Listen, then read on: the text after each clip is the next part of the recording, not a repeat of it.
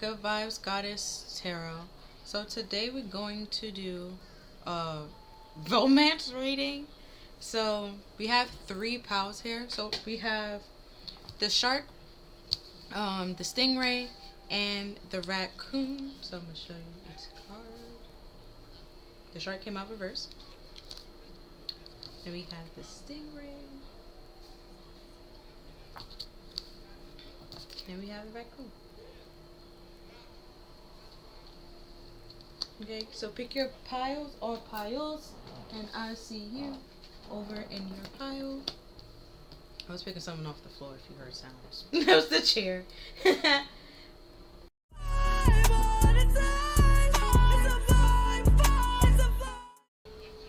Hello there, pile one. So you picked the shark reverse.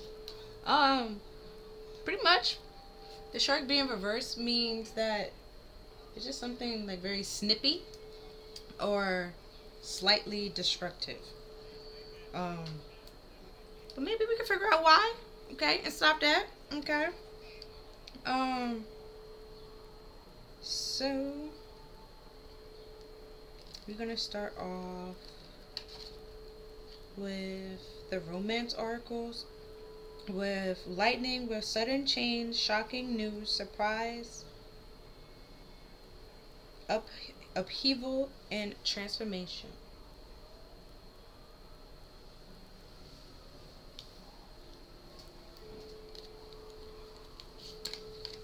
And then we have heart with a key, welcoming love, meeting the one, open your heart, getting together, perfect.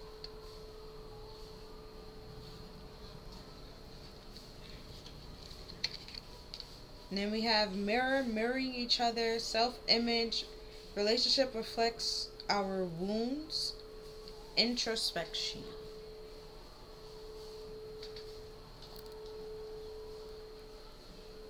Okay. So first off the bat, your relationship is destructive because you suddenly jumped into a relationship that you thought you was healed and you thought this person was the one, but in all actuality, they were just, y'all have similar wounds, similar, it's more of a trauma bond. Okay, so it's like, I don't want to say like a rebound. Is that a fruit fly? I don't want to say like it was but yeah, it's like you fell in love with your rebound person, thinking that person, or somebody that you was trauma bonding with, and thought like that was the one, but it was more so of a trauma bond than an actual relationship bond.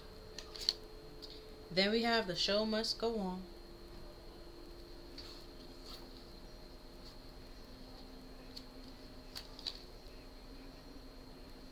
Get off your high horse.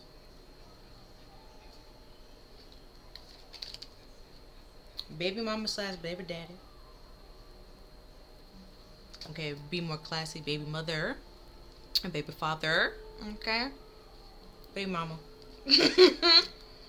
Then we have, oh wow, spiritual warfare, let's make a deal. I know your baby mama and baby daddy was not out here sending you all types of shit. Oh,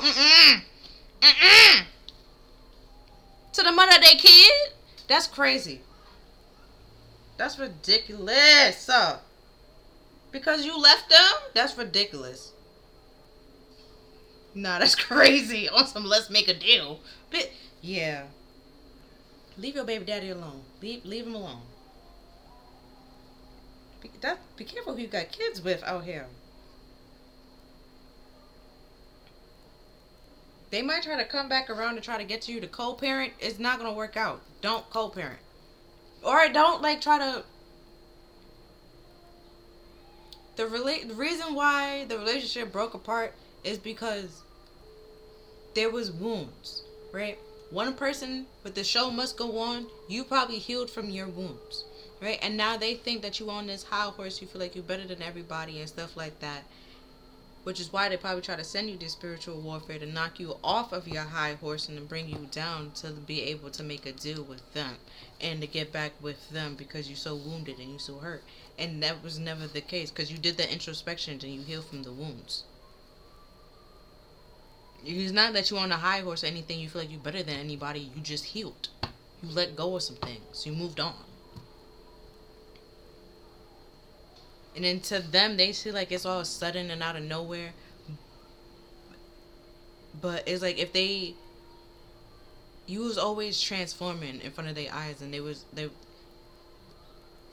It's like if they would just heal as well when you was healing, then they would have seen and realized what was happening, what was the problem. But this person don't want to change or don't want to heal or nothing that like, in no way, shape, or form. So, which is why they're gonna try to make it seem like and pretend like it just happened out of nowhere and suddenly. But also with that spiritual warfare, with the lightning being here, there's gonna be a tower moment. But that's that upheaval.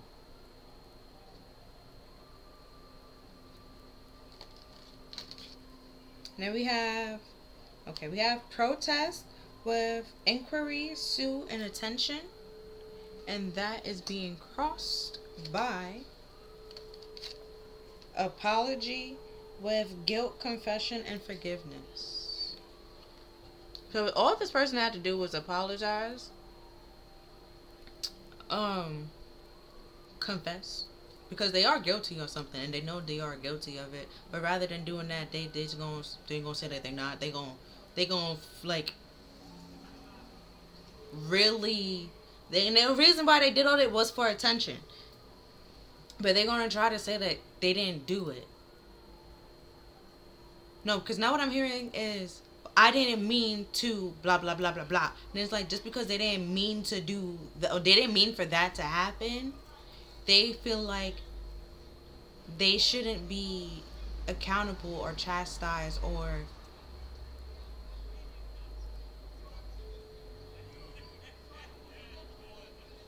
it's something. So let's say they ask you to go to the bank and you just like, why won't you go to the bank? You can go to the bank and stuff like that. And they keep telling you to go to the bank and stuff like that. And then like on your way to the bank you get into a car accident, and then it's like you're looking at this person just like I kept saying, like, you should have went to the bank, you could have done this, you could have done that, da, da, da, da. Not that they would have like saying that, oh, if you never went you would never got into a car accident, but it was just like you didn't need to go at that time or that day. It was like something like that. So it really is like this person, but it was like, oh well, I didn't intend for you to get into an accident. I didn't tell you to get into an accident. I didn't do this, and it's like, but it's like you were the reason I was outside. If it wasn't for you, I wouldn't have been outside.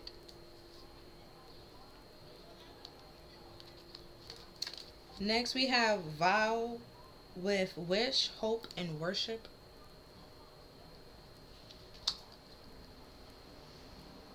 Yeah, with that spiritual warfare. They literally, that's, yeah, but that, let's make a deal. Some of y'all, I've been saying your person is possessed. They made a deal with somebody or something. And the reason why they did that was to try to get some type of wish that they wanted. And it backfired. And it's causing a lot of upheaval, a lot of problems, a lot of fuss, and a lot of fight. But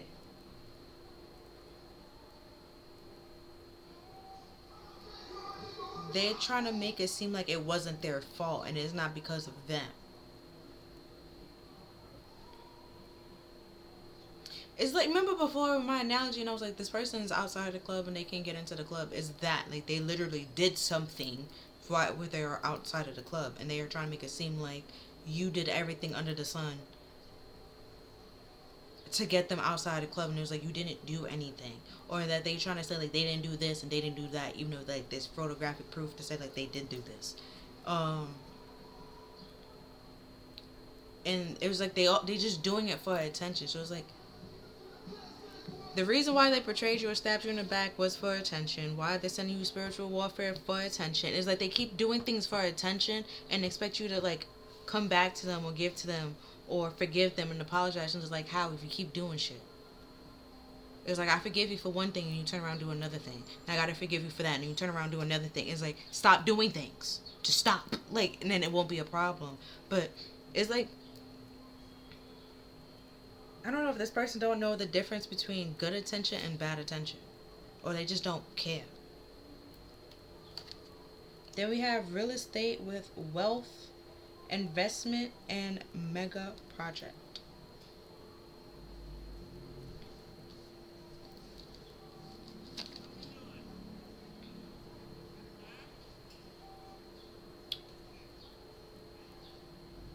Yeah, they spent money on this to send you this or do this to you.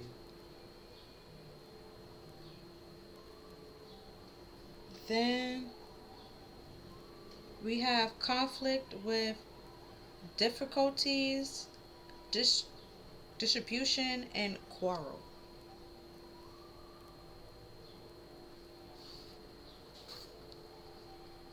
They spent money, time, and invested in like wishing, hoping. It like with the spiritual warfare, it could literally be like the curses when the videos I was doing that. They could be the ones sending you curses and or evil eye, negative energy. They literally spent time, energy, and effort. Some of them literally spent money. Went to a person, spent money, invested in sending you this and doing a deal to cause conflicts and upheaval in your life or in general.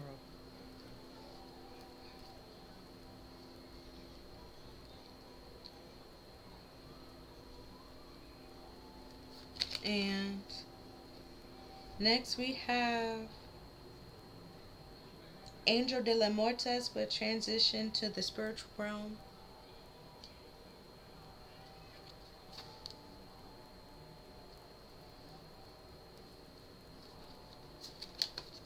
And then we have the Lantern Fairy with a clear solution.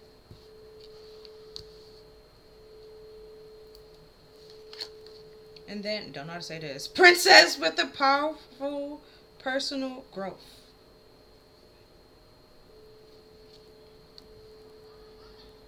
Yeah, but like I just said before, you heal from this with this personal powerful growth. And change where your baby daddy or your person, whatever this person is to you at this point in time, baby mama, person of your child, okay, parent of your child, I feel like you just changed out of nowhere. You suddenly changed and literally spent time and invested into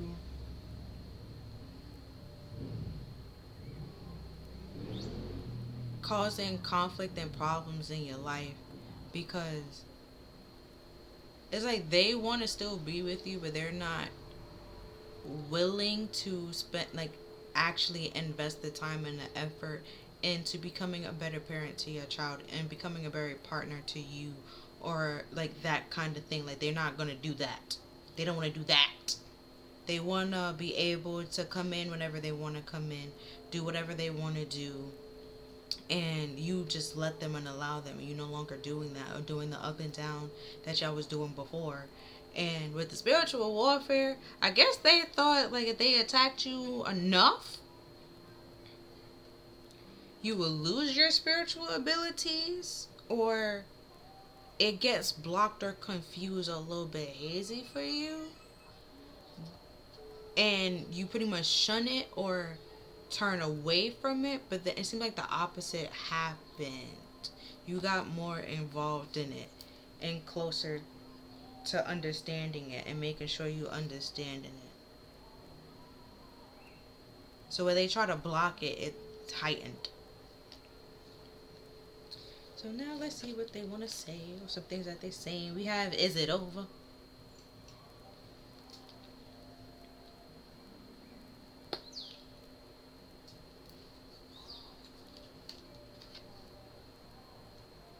How could you ever forgive me for the mess I made? Told you they did something and they did it for attention. For attention. It's like even if they would just start little fights, they would do it for attention. If it wasn't with you, they would send somebody and be like, "Oh, I heard you said this, and the third." And it was like, "What are you talking about?" It was this person. They literally did it for attention. So you can have some type of fight or some type of problem and come to them, or like for something, it's like something they wanted to have a role in your life where there is no role. They try to make a role for them to fit in.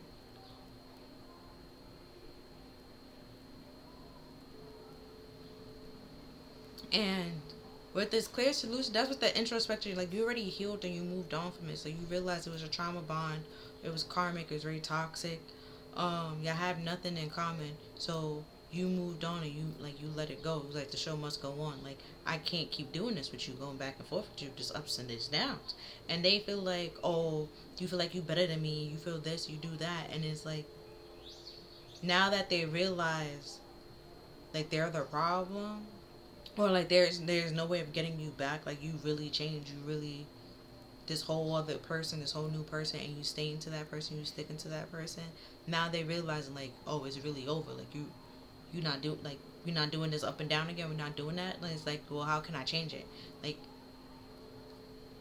Like that's where it was literally all they had to do was apologize, because we have forgiveness on here, and we have how can you ever forgive me? They literally just have to apologize, and they refuse to apologize, to even admit the things that they did wrong, because they know if they tell you that you will never to accept them back, you will never take them back, and you wasn't gonna take them back regardless. So it's like you might as well just come clean, but that's not what they're doing.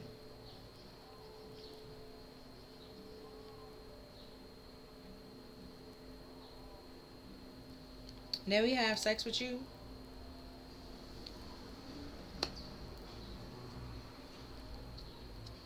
Hold on, these two came out together. So we have I wish I could be a different person and I can't stop thinking about you. Oh yeah, with that spiritual warfare, whatever they try to send to you, if they try to get you to want to have sex with them and stuff like that, see that didn't affect you if it with the spiritual realm and stuff like that and powerful growth, it pretty much just went back to them. So that's all they wanted you to think about them and obsess about over them and stuff like that. Change who you are and be insecure and stuff like that. And rather than that happening to you, is actually happening to them. So where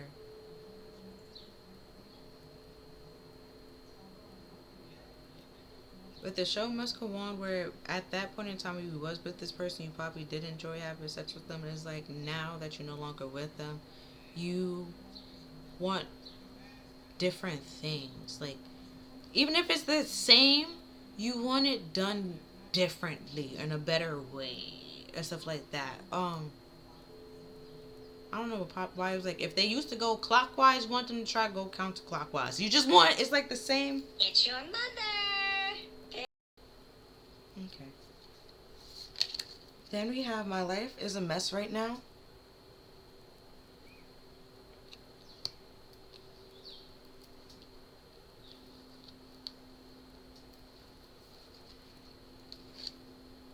I wish I could be fully honest with you.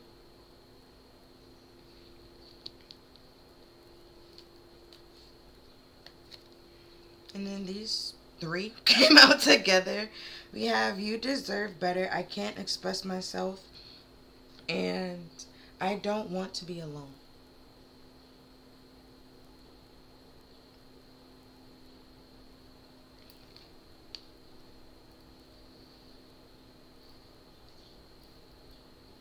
So pretty much with this, let's make a deal. The reason why they made a deal was because they didn't want to be alone and they wanted to continue having sex with you or being able to have sex with you. So I guess once you healed and released those wounds, you stop having sex with this person, and they that's when they started feeling like you was on your high horse and stuff like that, and feeling like you was better than them. But what I will say, seeing that they say you deserve better, they know that's not actually true. So that's why, like the spiritual warfare and all this stuff, They know what they did, and they want, like, all they literally have to do is come clean. No, they want to come clean, say it was because of them, and want your forgiveness, but they know what they did. They don't deserve your forgiveness. Even if you do give it to them, it's like you might not even still allow this person in your space or allow them to be around you like the way that they wanted to be around you. And in all honesty, that's fair, because it's just like you didn't do anything to cause them to do this. Like, even if y'all broke up, it was never to curse and hex somebody to try to get them to come back to you. It was never that kind of. It was never that deep.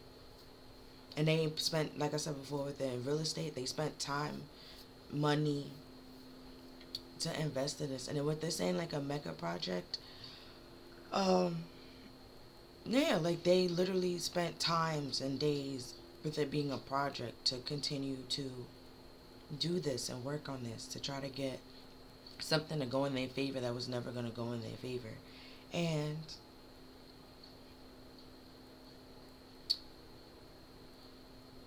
it's like, when, to me, the situation been over, and it's like they just trying to prolong the ending and stuff like that.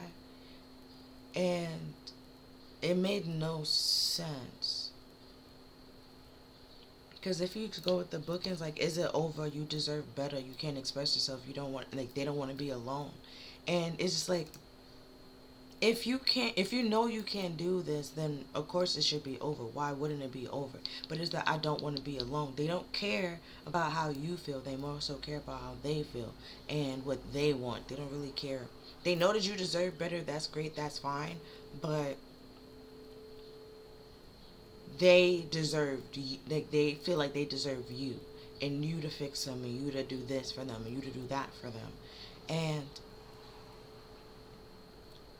now if you go here, they're not going to tell you that because they know that's not fair to you, and you deserve better. That's when I can't express myself, is like, they can express themselves, but it's the things that they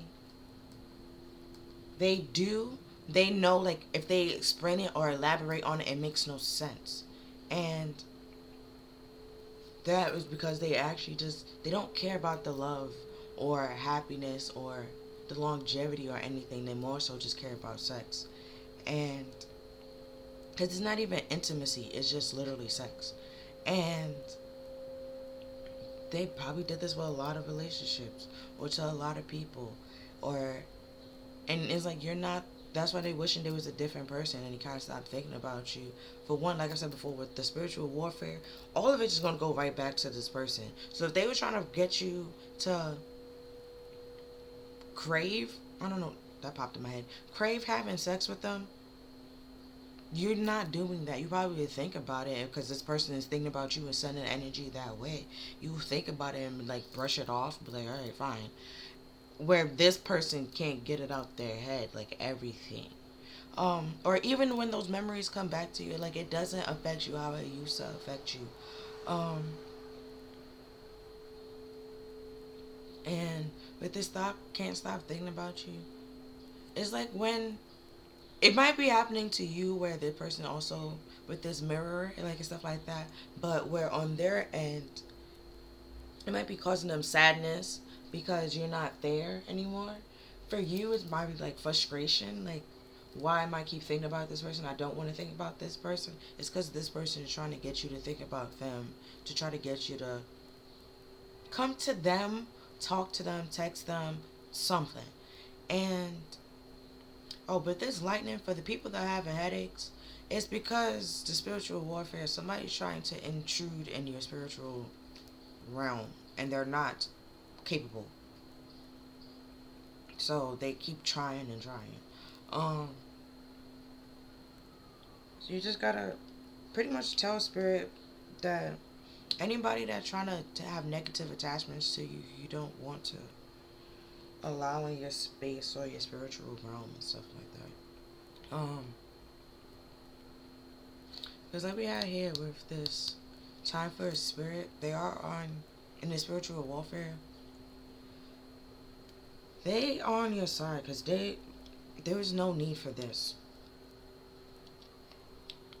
And then the person that did it and trying to make it seem like they didn't do it, when they're the reason why there's all these conflicts and problems and chain and upheaval. But trying to play dumb and pretend like they didn't do it and it was never them. And it was like, if it's not you, then who? You know? And then we only got baby mama and baby daddy. Unless you got like multiple, okay, then it's like, alright, fine. Okay, fine. But if you only got one child, it's just like, sir, ma'am, what is we talking about? Like, so I was just like, and the reason why they did this is because they didn't want you to move on, and that's unfair. And then it's just like, not only, it's like they didn't really think it through. It's like, you're sending me spiritual warfare, and I have to take care of our child. So you don't think that it's going to affect our child? Like, what? It just doesn't make sense. And that's why I feel like they going to end up alone, because not only were they, it was like they was coming at you thinking that it's only going to affect you, but it's like, no, it affects everybody that comes in contact with you. Y'all have a kid together. It's going to affect the kid.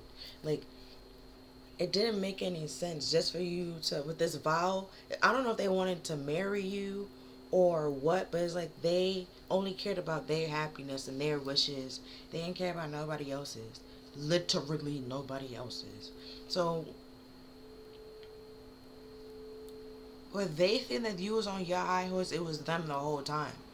And you just on the show must go on. Like, the curtains closed, you moved on and called it a day. Or the curtains open, this person wasn't here, you continue on the show by yourself. And they in the crowd now that you continue on the show by yourself. And it's successful. And it's just like, with you, it wasn't successful. And now I'm doing my best to make it successful. So, it's like, rather than being against me, they should be with you, seeing that y'all have a kid together, but they don't care about that.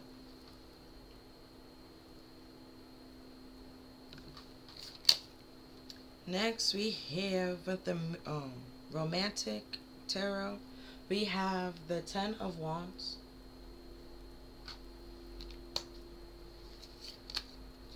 Ace of Pentacles,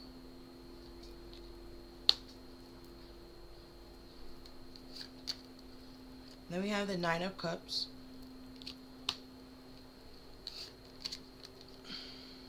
the Page of Pentacles,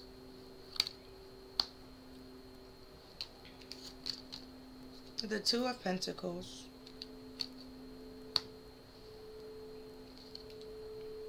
and the Chariot.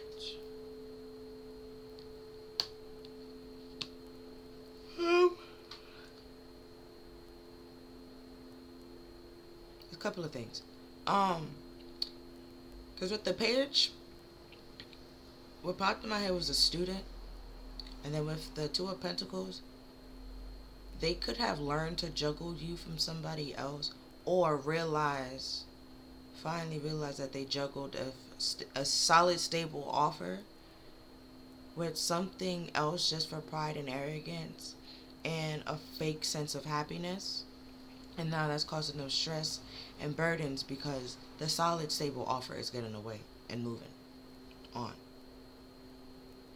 without them.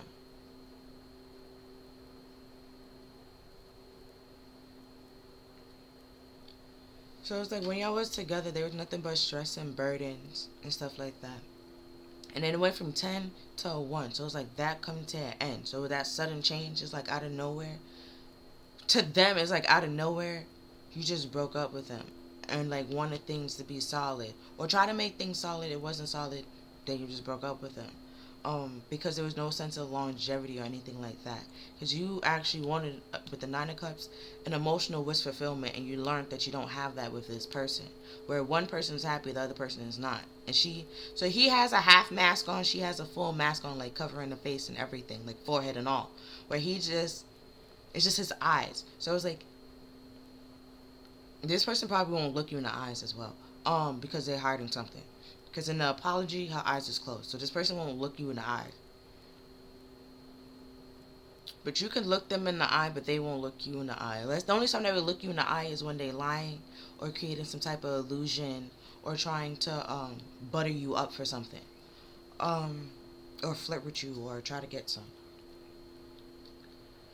But with the, like I said, with the Page of Swords, it's like you realize this. Page of Swords. Page of Pentacles. With the Page of Swords, you was you was on guard and on alert, was on watch, and it's like once you realized and got the information that you needed to get, you learned the lesson that you needed to learn, and started at the Two of Pentacles. You stop going. You just have to figure out which one you are. One group of people, y'all stop going back and forth with this person because you realize it made no sense. Because there's children on this card and the page is a child. So it's like you going back and forth with arguing with a child for what? And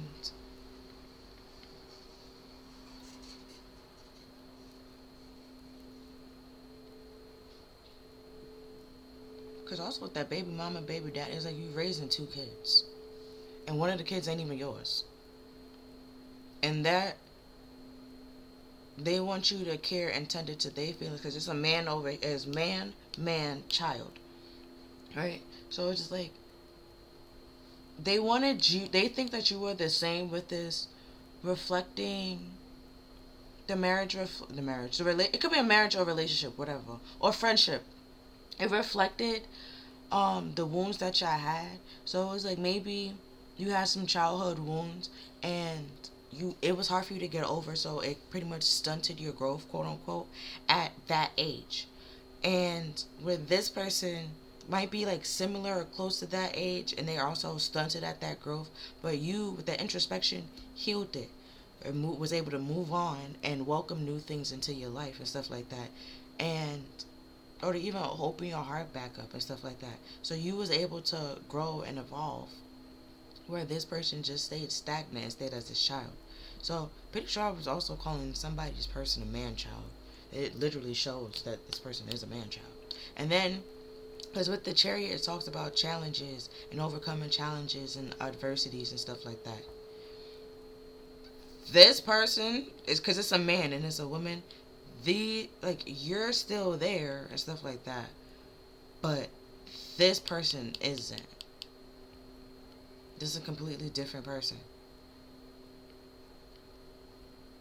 And I can say that because you always see the female's hair. With the men, hair color is different here. It's kind of brunette there. It's brunette hair. Then he has a hat on that you can't see the hat there. And the mustache is different. So it's just a completely different person. And it even says opening your heart to and meeting the one and welcoming them in love and stuff like that. Because this person was not the one. This person was trying to get you to, and even close off your heart. But the shark being here, like, it was just dangerous and toxic and snippy and nothing but fights and arguments. Also, pretty much this person self-sabotaged it on their own with their childish behaviors and petty intent, like trying to juggle. Either they try to juggle you and try to go back and forth, or try to get you to juggle something that's very solid and stable with something that was just a bunch of nonsense. Then, yeah. So now we have the Temperance reverse and the Seven of Wands. So where things were unstable, unbalanced, that caused you nothing but problems, stress, and burdens. And another reason is because they didn't want to be alone, and they see that you're moving on and can actually get true happiness and be balanced and find your life purpose and be on your path, but they know they won't be able to join you on that path. So they try to send spiritual warfare, and that you're defending yourself and keeping. That's what I was saying with before, where they thought that you was gonna push away from spirit, it brought you closer. It probably made things a little bit unbalanced, caused a little stress, some burdens and stuff like that. Made it hard to get away, to move on further with the Chariot, but or to move as fast as you could and stuff like that. But it was, if it's for you and it's in your purpose, no matter what the obstacle is, it's gonna balance out and stable out. And It's like that's what you're realizing. Like if you continue putting in the work and the effort, protecting yourself, defending yourself, um, fighting for what you deserve and what's right for you, and doing what's best for you and your heart, not in like an arrogant or smug way and stuff like that, or vain or conceited way. You're not doing that. You're literally doing what's best for you and your child, pretty much. And fighting an unbalanced person that just did this so you won't get away. But then it's like, if they catch you or if they had you, they wouldn't know what to do with it. So it makes no sense. It's like this person literally just want to waste your time. Ten of Swords. Like they continue stabbing you in your back and you just sit there and take it. Become frozen and have no emotions or care to what they're doing and stuff like that. You just be like, oh, this, they normally do that, or this is what they always do, and blah blah blah blah blah. And because he has orange hair and then he got like a little orange jumpsuit here and his arms is wrapped, so it's like like I said before with the Two of Pentacles, at some point some of y'all got tired of fighting and just gave in to what this person was doing, and this person intentionally did this on purpose. Yeah, Nine of Pentacles, you see? Reverse. So you can be, it's not a loving, caring relationship, right? That leads to the Ten of Pentacles. Only one person is happy and care about the Pentacles, and the other person just pretty much is like the caretaker and watch over them.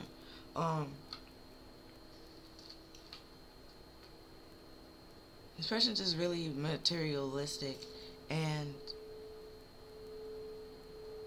yeah, with the upheaval and the lightning, it's gonna end up in a tower moment because the pentacles are not shiny. They're supposed to be like vines and stuff like that with the trees, or just greenery. It's black, so that means it's dying. Like it's,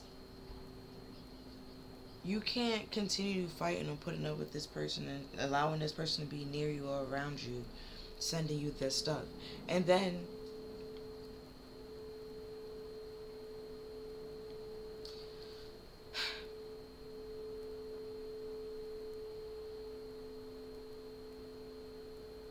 that's what this, I can't, it's like they can express themselves, but that was like, it's like when they elaborate, it doesn't make any sense. And that's when they was like, oh, well, I can't do this, I can't do that. It's like they know they can, they just don't want to. And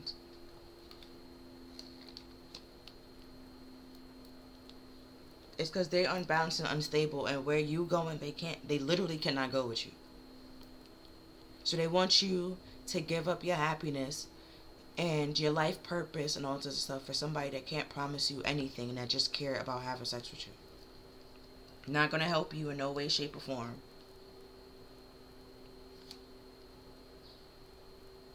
It's like they see you have work to do and see that you're stressing out and stuff like that, or like you have work to do, and then like the child is crying. So rather than help you with the child, they gonna look at you like, oh, you don't hear her crying, and it's just like arms is open. Ain't got nothing to do. You can't pick up that child? Give it a bottle? Like that kind of, it's like you have to do everything, and that's not fair to you. So now we have the Six of Wands and the Nine of Swords. So there's a victory, but I'll say was you getting away with somebody completely new, and it's supposed to be shocking and surprising news to them, because they expected, I guess they expected you to come back. I guess they thought the spiritual warfare was working with this deal that they made, with whatever they made. Like I said, I did tell you some of y'all people are possessed. Okay, holy water that bitch. It's they stressed out and worry because you end up still having a victory and overcoming the challenge and adversities that they sent to you.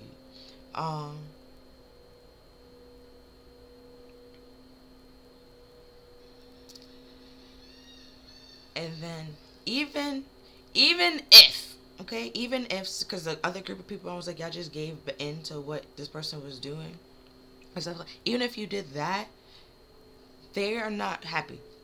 They're sad at, even though they got you, yes, and that's what they technically wanted. You see the people in the back, see how like they're talking and stuff like that. So it's like,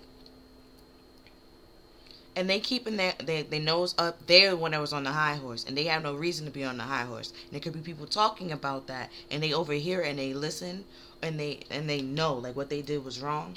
Also, their conscience is eating them alive, which is why they can't sleep at night.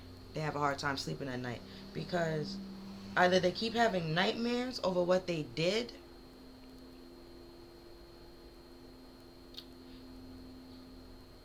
and know that was unbalanced and unstable, or they cause some sense of unbalance and instability in your life and also in their own life. And even though it was like a very long battle for you, you still overcome it, and you're still going to be the one that ends up on top. And they still, single and alone without you. And then I would say now it's like co-parenting is the only option.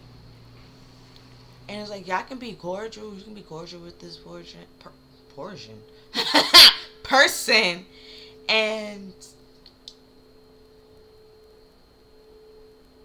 it's like, it's just that, like, if it's not about the kids, like, what are we talking about? Like, it's like probably take you a while to actually go back to be like, all right, this person is my friend. Or, you still care, but it's just like the care is different after the spiritual warfare. You know who the person was and who the person that was doing it. It's like you take a step back from them. And it's like, I still want the best for you, wish the best for you, but don't come over here with that shit. You try to make me jealous, I don't care. Like, there's literally no emotions towards this person for you, like, at all. At all. You know what's popping in my head? It's like, Courtney and Scott. Like, where Scott did everything in the world and Courtney was really trying to help Scott and work with Scott and stuff like that, and it didn't work out. So, and then she was single for a while, and then Scott was dating this person, that person, and had them in Courtney's face and stuff like that, and he seemed happy and didn't really care, but now it's the flip of that, and he seems sad, but he's happy for Courtney, but it's like he's hurt that it's not him. Like, they didn't get back together, they couldn't make it work and stuff like that, and now somebody else is treating her better and happier. It's like that. But it's like they could have made it work with you, but they didn't. They just wanted it their way, which is why it was like a self-fulfilling victory or self-fulfilling prophecy that ended up coming true, and now they're stressed out and worried because like I said before, all they literally had to do was confess, come clean. Whatever they did, say they did it, but they refused to do it because they was on their high horse. They feel like they was better than ever, God's gift to earth, rich, and did this shit.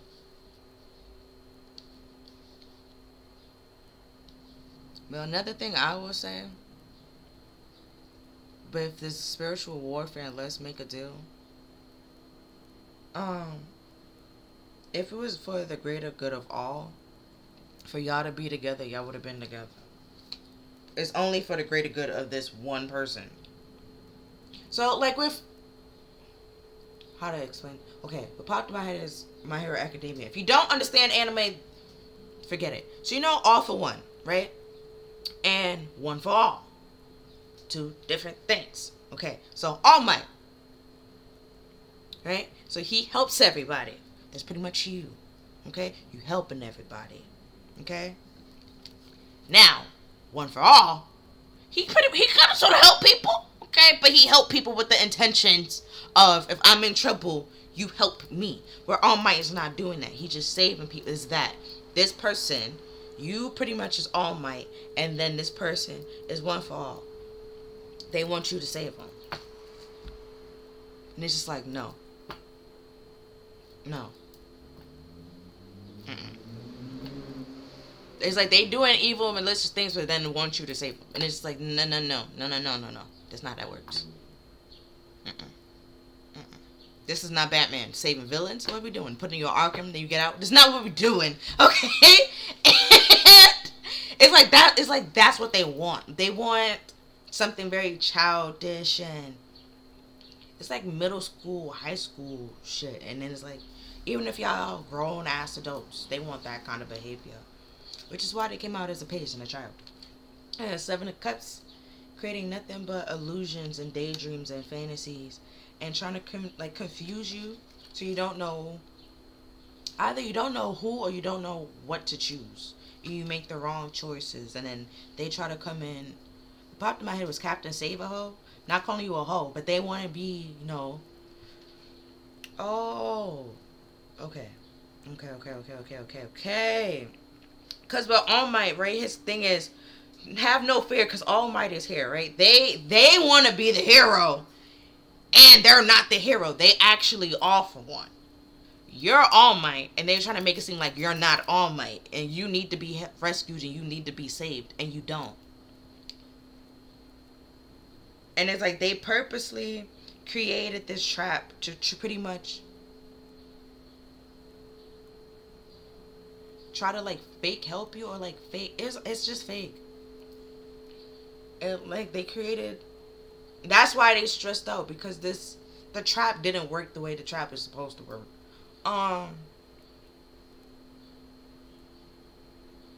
You actually defend yourself from this unstable, weird crap. And like I said, they did the shit for attention. I don't know what they did to you, what trap they did, what they set up, but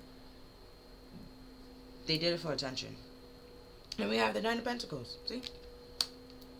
So they don't want to be alone. You can be attached to them. You is freeing yourself and liberating yourself from them. Because we're in the 9 of Pentacles. It's 2 people over here. It's just you, a bird, and a snail. You good by yourself. You single. You happy. You content. And, oh no, the cards fell. Hold on. You happy, you content, and you single. You by yourself. Financially stable. That's why, even before the cards came out, I was like, you're happier without this person. This person was not your emotional wish fulfillment. Or, yeah. You are their wish, but they're not your wish.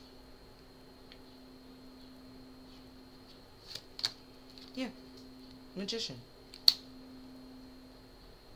You was able to see through their tricks and their illusions. The deceptions that they were trying to paint or create or portray. You was able to see through and free yourself and liberate yourself and do this whole transformation, which they didn't expect or see coming. See? 7 of Wands. For you to defend yourself and have a higher ground.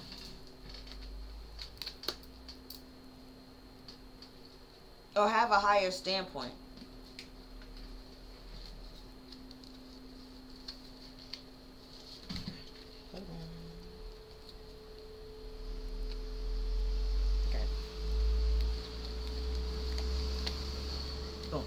So, yeah. Then we had the 7 of Swords. No, 7 of Swords? 7 of Wands, yeah. The Magician. This person was lying and being deceptive, and you freed yourself from that. With the 6 of Wands, you end up having the victory and being on top. Especially with this Lantern Fairy. You're the one with the lantern. You have the solution. You realize you the one that did all this, and this person never expected it. King of Swords. I'm going to continue before I say something. We have the Devil.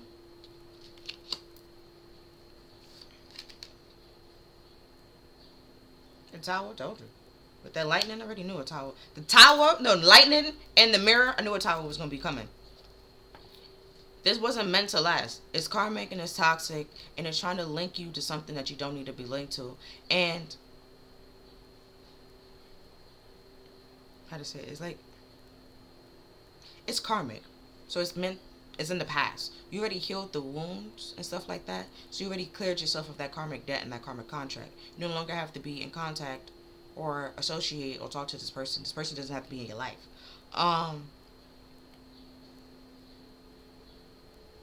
Also, with that crown, with the king,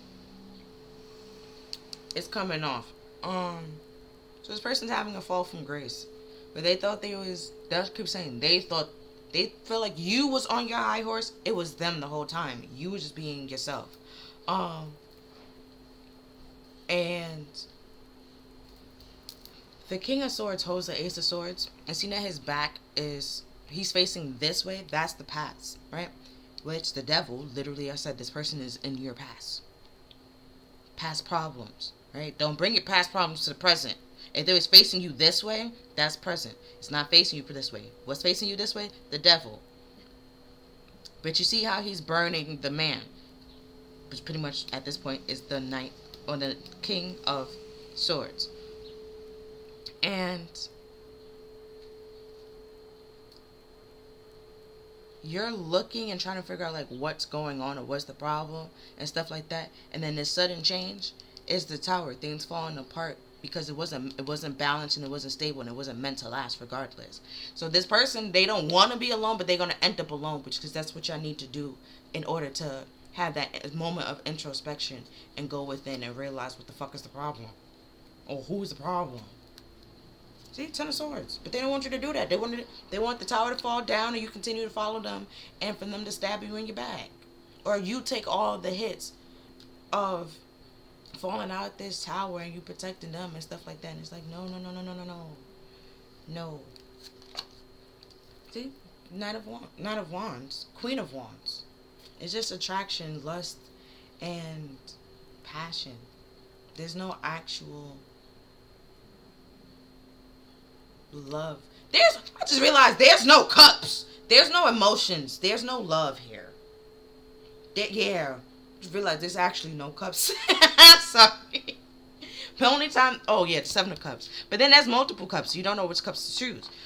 Even though there's a cup that has a space on it, you so confused of so much shit's going around you. Then with the devil being here and the Queen of Wands, it's like temptation and lust and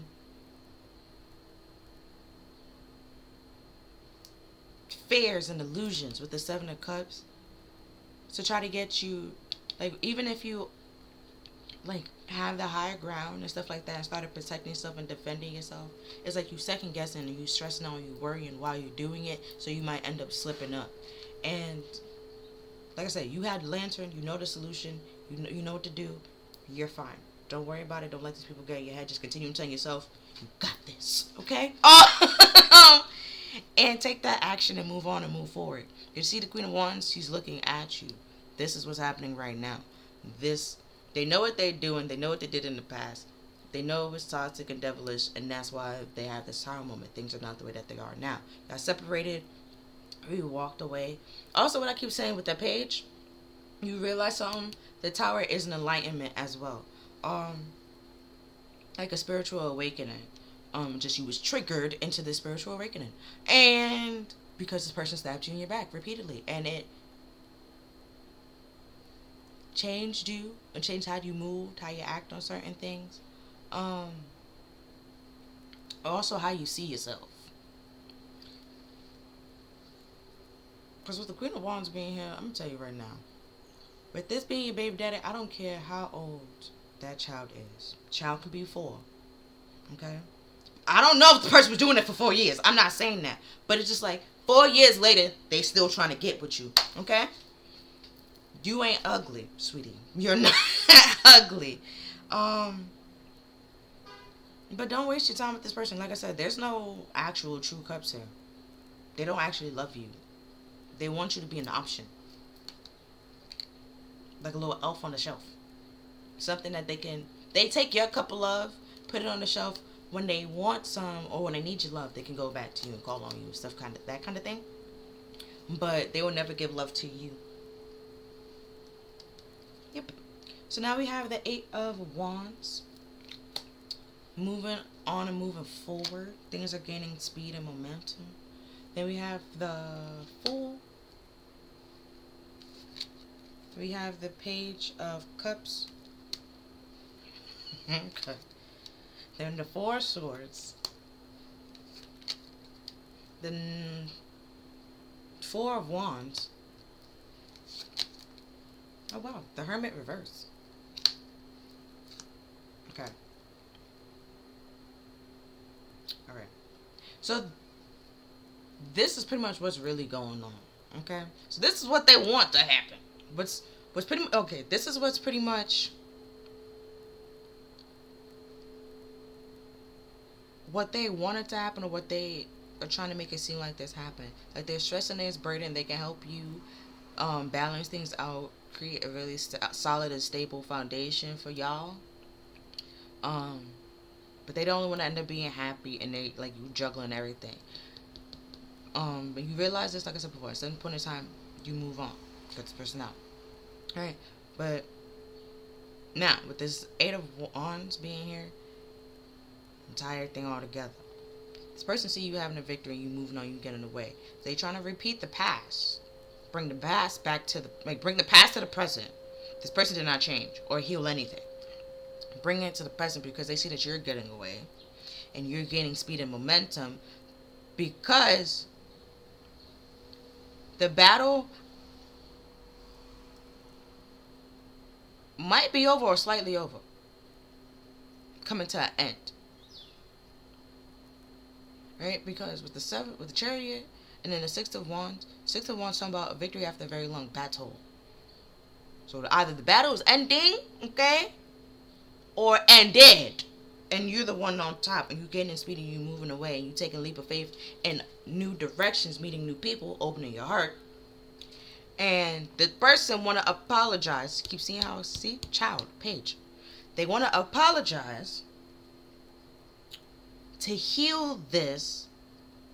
Well, for you to apologize so you won't get away. You can heal this relationship and the connection that you have together. But they're not going to tell you everything because they're ashamed. Also, with the Hermit being reversed, they're alone and ashamed of what they have done. And they want you to make them feel better for being foolish.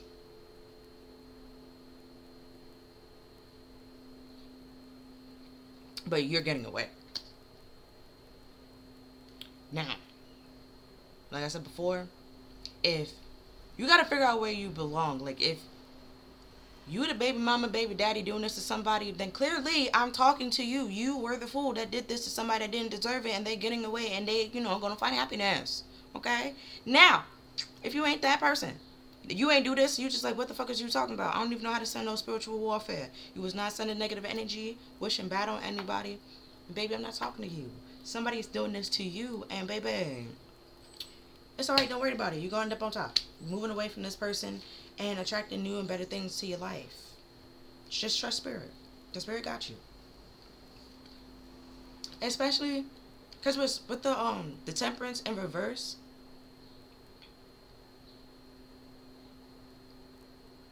this person, some of your people didn't want you, or this person didn't want you to find your life purpose, living your life purpose, or have happiness or type of hope or stuff like that. They literally wanted you to settle for the bare minimum to fucking nothing. And then we have the Ten of Swords. See how the Ten of Swords keep coming out. This person literally wanted to stab you in the back repeatedly, and you never come back. Because the Ten of Swords is a betrayal. Overkill, literally, a little bit. And it's like they would keep doing it over and over again. And they was okay with it. They didn't care. And they wanted you to be okay with it. So with the Ten of Swords with the Marvelous God, the reevaluation, protection from sadness, and giving reevaluations in dreams.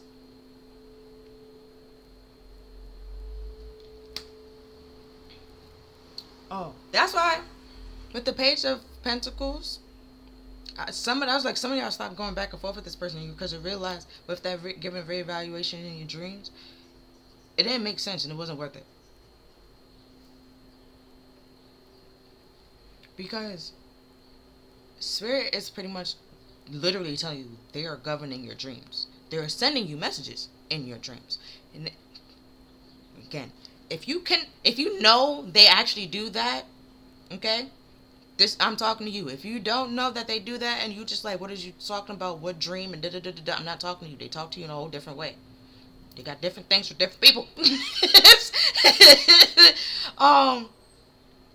Like, they might talk to you like, with sounds or like music, where certain people is dreams, and with certain people they have different kinds, where it's like it's dreams, it's music, it's voices, you hear all of it. But like with some of y'all is literally in that dreams with the 7 of Cups.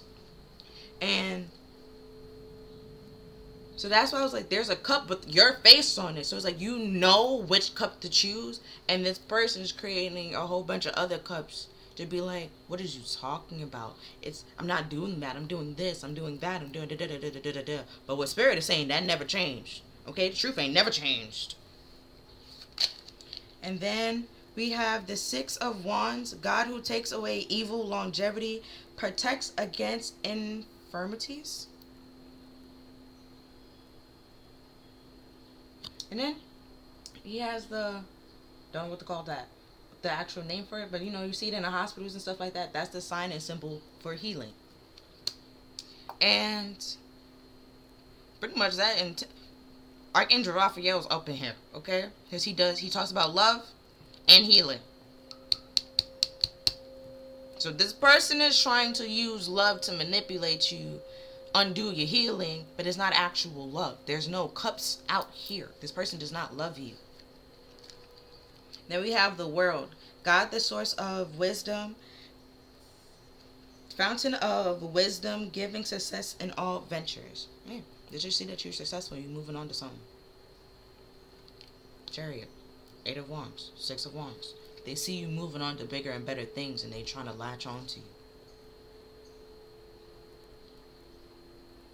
You know what just popped in my head? If it's your baby father, it's like they want fights and conflicts to get attention. So it's like, with this World card being here, let's say whatever you're doing that's gaining speed and gaining momentum and stuff like that, is also you're attracting money.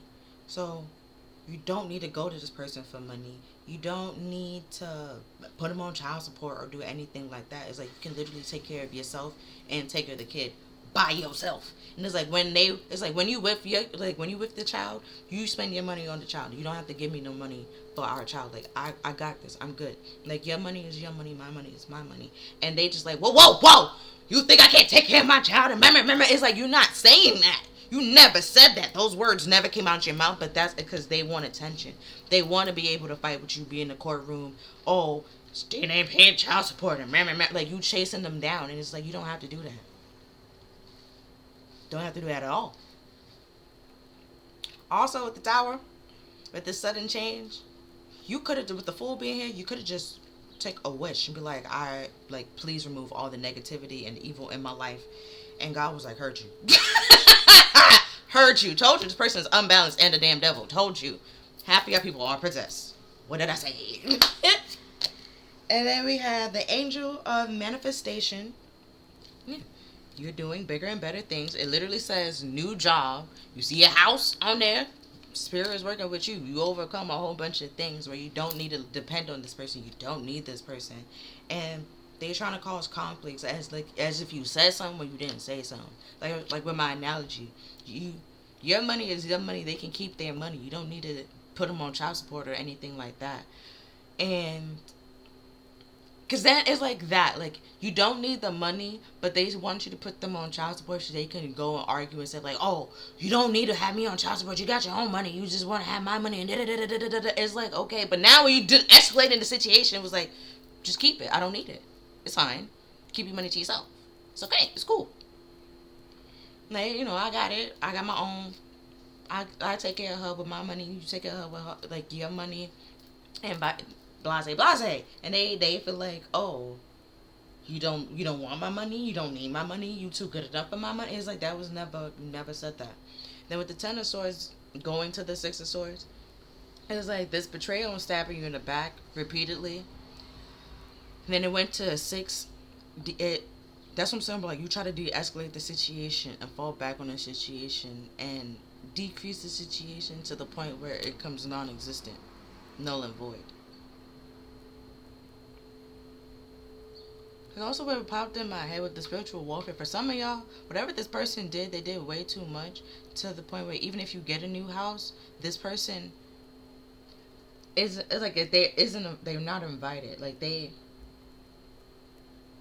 some of y'all, your person won't even know where the hell it is. Even if y'all have a kid together, it's like y'all find a spot close to the house and meet up and like drop the kid off there, or like, oh, we gonna meet here, drop the kid off. It's like they will never know where you actually live,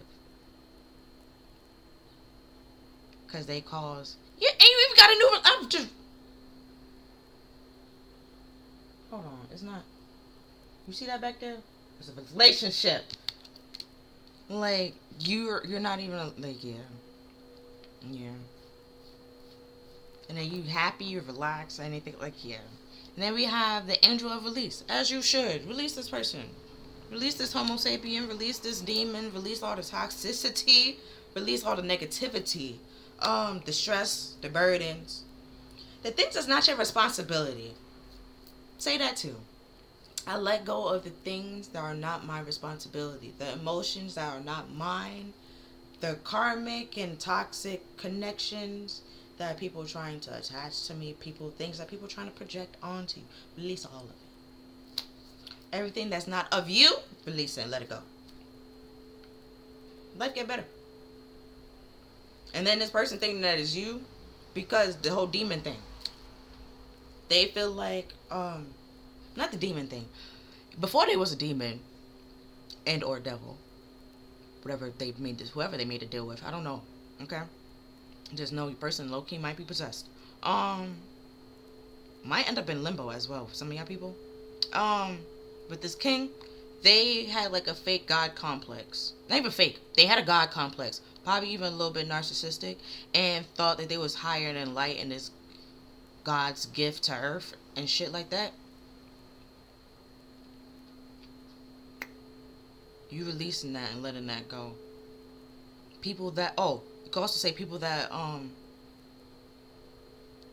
abuse their power, because that's pretty much what this person did. Abuse their power, abuse love,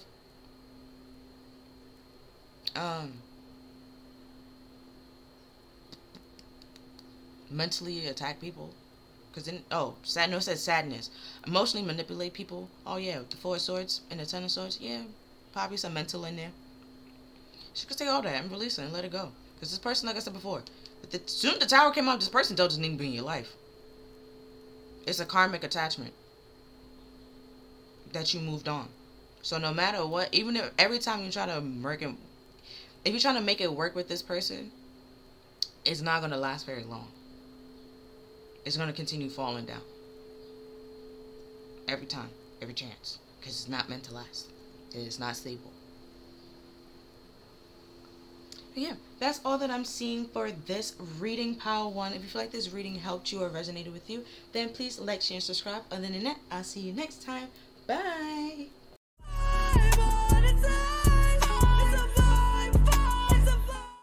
Hello there, Pile 2. Welcome to your reading. So you picked the Stingray.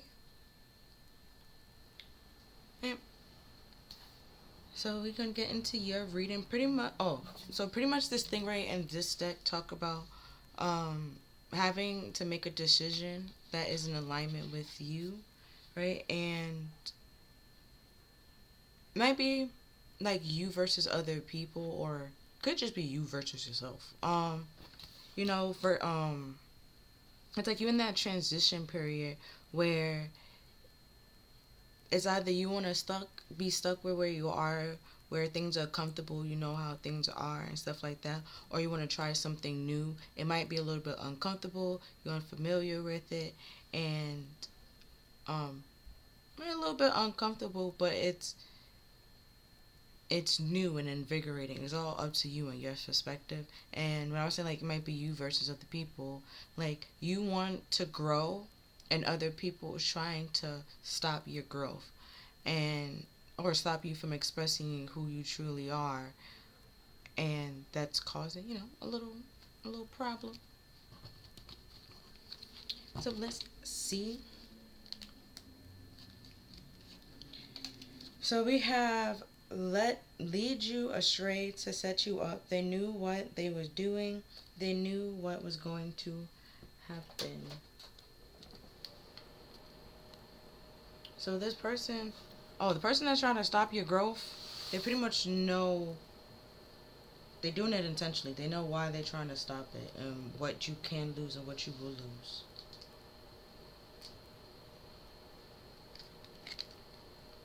And then that we have different strokes for different folks. They came out with that. So yeah, pretty much it's like this person that's trying to make it seem like they know what's best for you.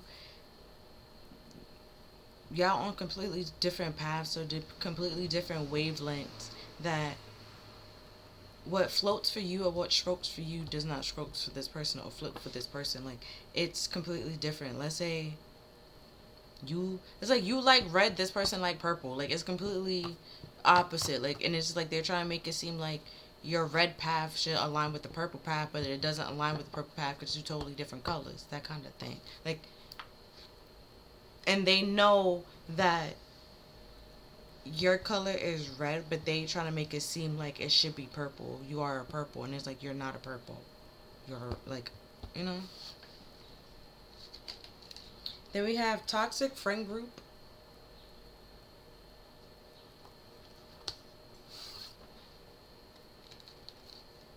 Oh, there's two karmic females, but the card kind of got messed up. I gotta rewrite that.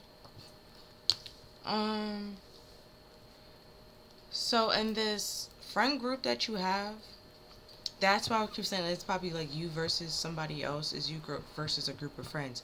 You have outgrown your group of friends and they trying to keep you stuck and be like, you changed, you're this and you're that. And it's like, we're supposed to change. We're supposed to evolve. We're not supposed to just stay the same person from when we was like as a teenager. As we learn new things, we're supposed to grow and act a different way or a certain way to pretty much reflect on what we're learning and stuff like that. And but they're the complete opposite. It's like even if they're wrong and they won't really face the consequences of their actions, they might like get caught and be like, damn, da da da da da da. But like next time I'm gonna do this or I'm gonna do that. Like they still gonna do it again, but they try to make it seem like it didn't work out because of that person, and just like no, it didn't work out because it was stupid and it's not meant to work out. Then we have self-indulgent, focus on self-worth, time to heal, shadow work, and self-application.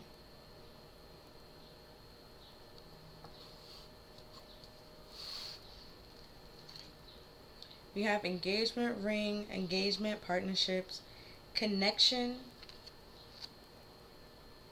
commitment, and eternity, completion, and union.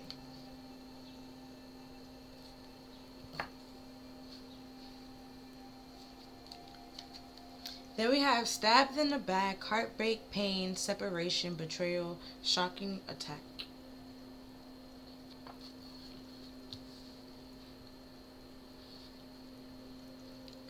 Um, yeah, like I said, they know that. Yeah, not on this. Like it literally says like they know what they're doing. They purposely stabbing you in the back because they really just care about themselves. So you got to do what's best for you and move away from these people that's purposely slapping you in the back. They're trying to keep you forever. Because if you think they're going to change, they're not going to change. They want this toxic dynamic forever. This codependent dynamic forever. You tending to them hand and foot or you cater to them hand and foot. Your main focus is them and stuff like that. They continue to betray you and stab you in your back. You know what popped in my head? It's like if you watch Girlfriends, right? It's like Joan and Tony. Like Tony keep doing like doing things over and over again to Joan, and Joan kept like saying like was just brushing it off and stuff like that.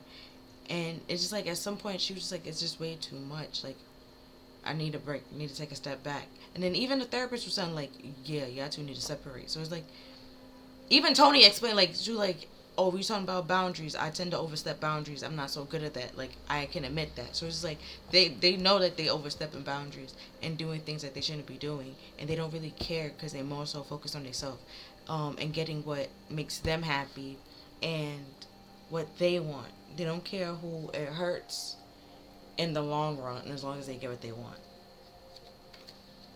Then we have strategy, planning, prediction, mind reading.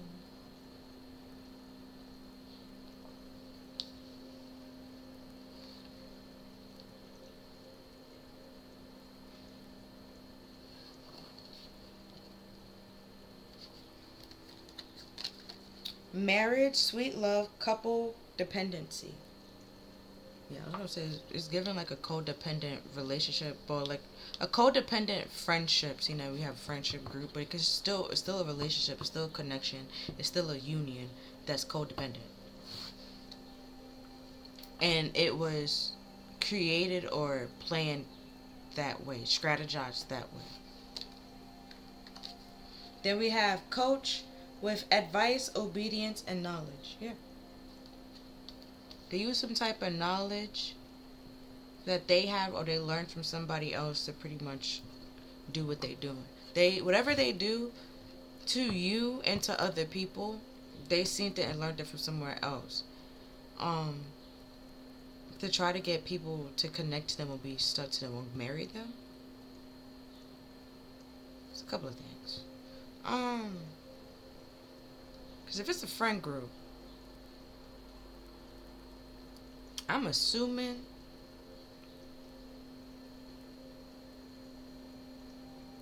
it's just a stab in the back. I'm not really sure. It's like they don't want you to do. Some of your people, it's weird. That's what's like, wait a minute. Because some of your people, okay, I'm going to go this way. Over here. Your friend group don't want you to achieve your dreams and your goals and your success because they know you're going to be happy and move on and see through their betrayal and stuff like that. So they want you to do that. Now, some people, your friend group feel like you're beneath them and you shouldn't be able to do certain things or can do certain things. So you might as well just cater to them hand and foot. And over here, but this person learned how to do this with somebody else. And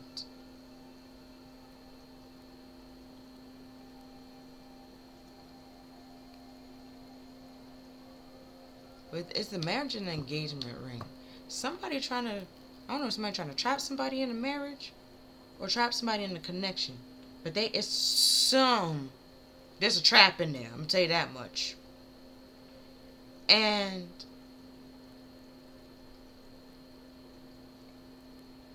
they are the only one. It's like they think they're gonna win and be on top and get checkmate, but it's not gonna happen the way that they expected. Or you didn't see or expect this person to stab you in the back, but either way, it's like after a while you start to realize this person is really just self-centered and cared about themselves. It's like once you're growing and try to heal and stuff like that and get more in alignment with your path, this person is purposely strategizing doing things to keep you stuck and attached to them. With this mind reading and stuff like that, they know if they say this, you will say that, and if you say this, then they can say this, and then once they say this, and then you respond back with that, then they got you, something like that, and like you were attached or you hooked, and stuff like that. So it's just like, they purposely are doing it, and they learned it from someone else. Then we have a ghost from the past return for the time.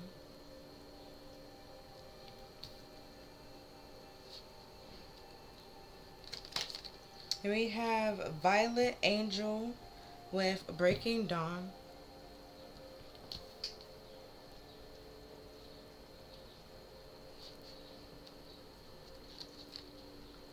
Then we have Candy Cane Angel with It Is Time for a Treat.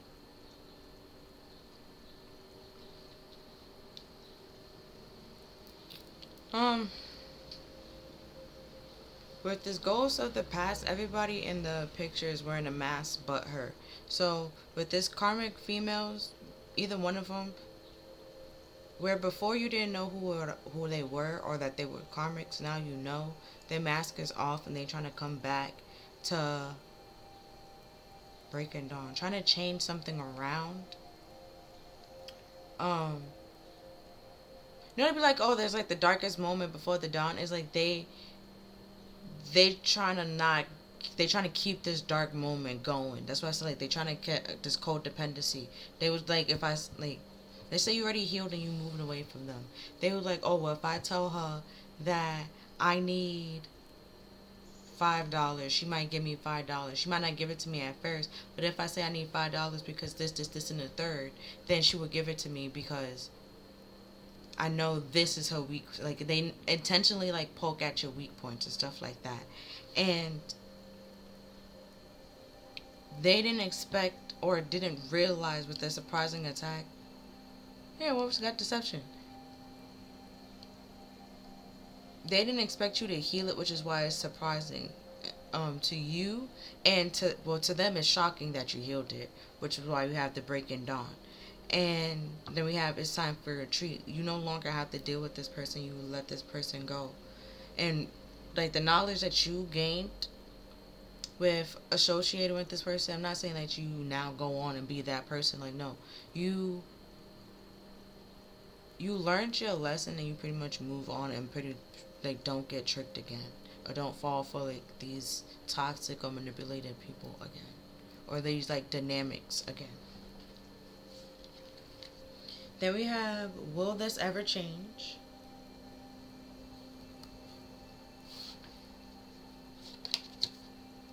If I could go back in time, I will handle us differently.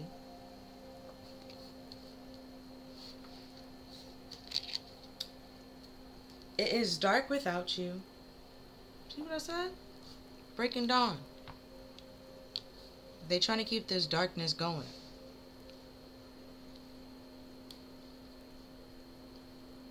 But you be like, oh well, if I'm the light, yeah, you are the light. It was easier, and the dark was easier to handle and to deal with when you was around. But they also remember focus on themselves. Mainly just focus on their own happiness. Bringing you back to the darkness does not help you in no way, shape, or form. They want you to give up on your dreams and your goals, your aspirations, your treats, your blessings, your happiness for their own. Then we have the passion is too much. Because if you, like say you have ambition, your friends don't have no type of ambition and goal in life. So it's like they live vicariously through you, but they don't want you to achieve it. It's like once you start having that passion and ambition, it's like, damn, she really can do it. Or damn, he really can do it. He can really say what he doing. Like you strategize, like you really can commit to what you're saying, where they can be like, oh, I want to do this, or I'm going to go do this, and then they never do it. It's just a bunch of talk where for you, like, your words actually match your actions. And then they get mad or get jealous because they feel like it should be them. And it's just like, it could have been you if you actually put the work behind it, had some type of ambition, some type of drive, some type of motivation. And rather than that, they just make excuses and try to take and sabotage from other people. Then we have it's all too much. And long for your kisses. Hold on. Okay. So could be a toxic friend group where y'all was dating each other a little bit, or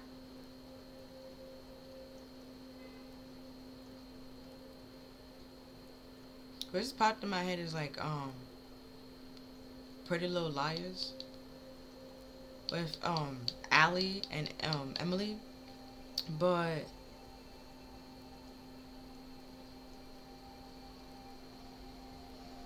yeah, as somewhere Alice, well, Emily felt like Allison was just playing with her and toying with her and just using her for practice, to practice kissing and stuff like that. And Emily actually cared and had feelings, so she felt like she was self-centered and only cared about herself. So over time, since she felt betrayed because she did care about this person, like her friend, she had feelings and stuff like that. So over time, pretty much Allison disappeared. Okay, and Emily started healing, letting go of those feelings that she had for her, and continue to explore new options and better options and stuff like that. And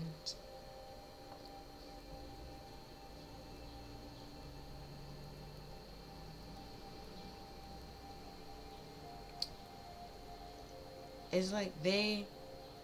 It's like once you healed and you moved on and you moved away, that's when they want to pop back up to make it seem like they didn't hear from you in a while. They don't know why they haven't heard from you, and everything was all hunky dory and peachy keen. And it's just like no, no, we've been having problems, and with this, will this ever change? Is like, and this long for your kisses, like they pretty much like I said before, they want you to they cater to them, kiss the ground that they walked on, worship them, kiss their ass and shit like that, and it's just like no, especially with this, if I can go back into my handlers differently, it's like they already know that it's messed up and stuff like that, which is why you're leaving. It's dark without you. They are the darkness. They are the problem. You were the light, which is why they're trying to get the light to go back to the darkness. That's not how that works. You gotta do what's best for you. And then they know what they're doing. They're strategizing it. They're planning this. They're intentionally doing this. You have the magician with the romance deck. You're gonna play with your emotions, do a little trick, a little deception, a little trick of the hands, emotional manipulation. We have the Knight of Swords.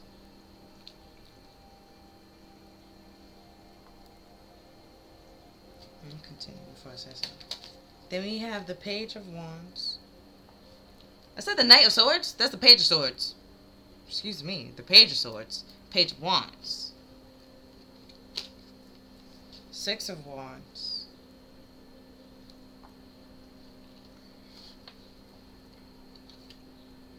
And the Devil.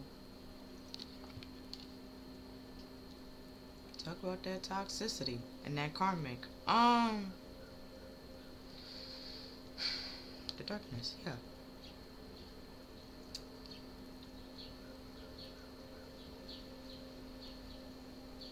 Okay. Couple of things. Some of y'all people already know this toxic. That's what the mask is off. Y'all know who it is. And you're on guard or on alert with the Page of Swords. And watching on alert and stuff like that. Because you know these people will play tricks and lies and deception and stuff like that. Because seeing that you're behind the magician, you more so have a better view of everything. Where he's pulling the sword out of the hat, he's pretty much creating the truth as he's go. And the pentacles on the floor, the Ace of Cups is behind him, and the wand is in his hand. It's like everything is not where it needs to plead to in order to really do this trick. They really don't have anything. The emotions, they're hiding it and putting it behind them because they can't use that because they know it's not the actual Ace of Cups, right? And even with the knight, not the knight, the Page of Swords, he has that like the sword. It's not the Ace of Swords, but he has a sword and it's wrapped in, I don't want to say a sleeve, but like a little clothing, I guess. And he's holding it and it's blue. So it's like you know the truth. You have a truthful message that you want to express and stuff like that. But the light, you see the truth. Everything's enlightened. Okay, stuff like that. Also, if you was in pile 1, that's still a lantern. Still counts. You know the truth, you see the truth, and you know what to do and what you want to say. And who's trying to trick you and trap you and create these deceptions and the illusions. Because normally the magician, he has one hand up and one hand down, pretty much saying like above, so below, so above, so below. But also, he's also pointing in a whole different direction to pretty much guide your eyes, like, or guide your view in a whole, like a different area. Like, you watch Kuroko basketball? Like what he does. Misdirection. That shit. And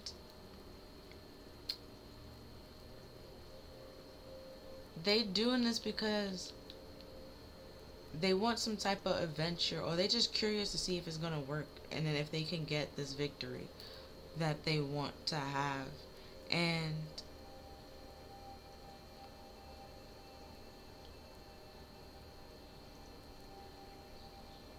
Oh yeah, with the long for your kisses, because the Page of Wands is looking at a statue of a woman and trying to pretend to be a grown man. So is this karmic females?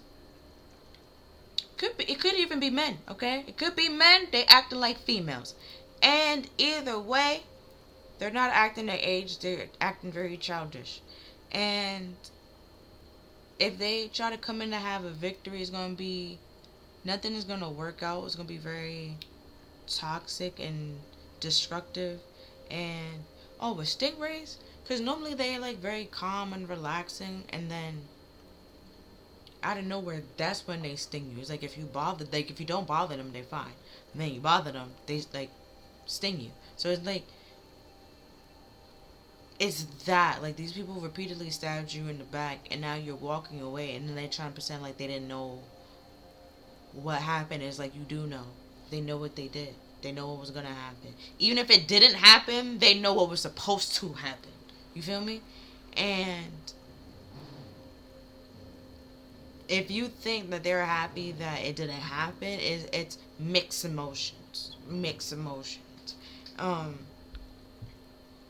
Because the Page of Wands is the child, but it's wands. It's fire. You know? Children can't really handle passion. The passion is too much. Fire the right way. They tend to lash out, throw temper tantrums, or with as long for your kisses, even if they like somebody, some kids tend to be mean, and it's like, but sir, sir, so this could have been a grown ass man, a grown ass adult that's strategized to purposely try to belittle you or hurt your feelings in order for you to get into a relationship with them or to get some type of attachment or commitment with them.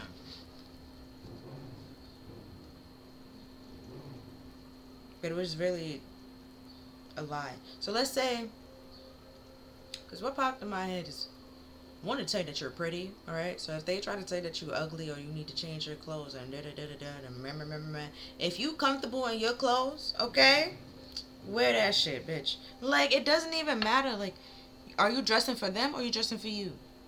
Dressing for you, then wear it. You're comfortable in it, wear it. So it's like it's something that you're very comfortable. It's like an outfit that you're very comfortable in, and there was never a problem. So before I used to wear it and go out, be fine and stuff like that. And then when you were with this person, you wore it. They said something, and then you start becoming self conscious about it, or wanting to pay more attention to certain things, and it's like they said that because they didn't want you to get certain like attention and stuff like that. Or like when they walk into the room, they want to get the attention, but they more so getting the attention because you are around them. But they're not seeing that. So you already naturally get attention, okay? No matter what you are, what you do, and people just naturally drawn to you and want to pay attention to you, or just pay attention to you, want to talk to you. These people are attaching to you or try to get you to attach to them with the chain on your foot, attached to them so they can continue to get this attention from the people that wouldn't pay them attention when you're not around, or give them the time of day when you're not around. Then we have the Justice in reverse and the Queen of Cups in reverse. So it's a self-centered person that only does that doesn't is has no morals, no sense of justice, don't do what's fair for anybody. They only care what's best for them. And then, like I said before, even if it doesn't work out for them, they like, damn, I could do this next time. I could do that next time. And then with the Queen of Cups being in reverse and the birds flying away, it's this person doesn't have any, also with the devil being here, any psychic abilities or any psychic messages or download. It's not balanced and just not accurate. Also, that's what I was saying with the Ace of Cups, because the Queen of Cups holds the Ace of Cups. That's supposed to be the cups that's behind them. It's not it's not the actual Ace of Cups. Or even if it is, there's no water and emotion in that cup, so it makes no sense to give it to you. Because once they give it to you, you can see that there's no emotion and no love. and then you won't stay. See? Eight of Swords. That's the trap. They can't give you the cup because then you will realize that there's no love in the cup. Then there will be no reason for you to stay. It'd be a trap. So they try to manipulate, cause fears, scare you. So you can stay connected to them. 4 of Wands. Continue being in this relationship. Codependent relationship. Like I said. Yeah. They know they slapping you in the back. They don't really care. Like I said, they only want what they want. They're not happy. You're not happy. Oh, well. They're not happy either. It's that, like, that kind of person that you're dealing with. And some of y'all know this already. And this person might try to come back or trying to come back. They're curious if you're going to let them come back. Or what they're planning, will it actually work for them to have this victory? Get you attached to them. 3 of Wands. Waiting, looking for their option or their time or opportunity to come in and negotiate. 5 of Pentacles. Yeah, to lead you astray, lead you out in the cold. But you don't know. But you don't know and you don't realize it because your eyes are covered. Now even talking about the chain on your foot with the devil. You have shoes. This person don't have shoes.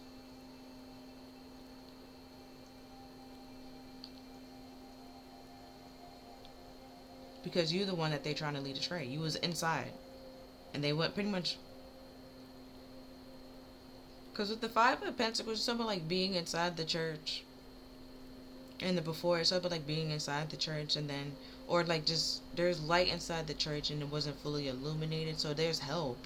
You can see like there's help in there, but you still walk past it without receiving or getting the help that you need.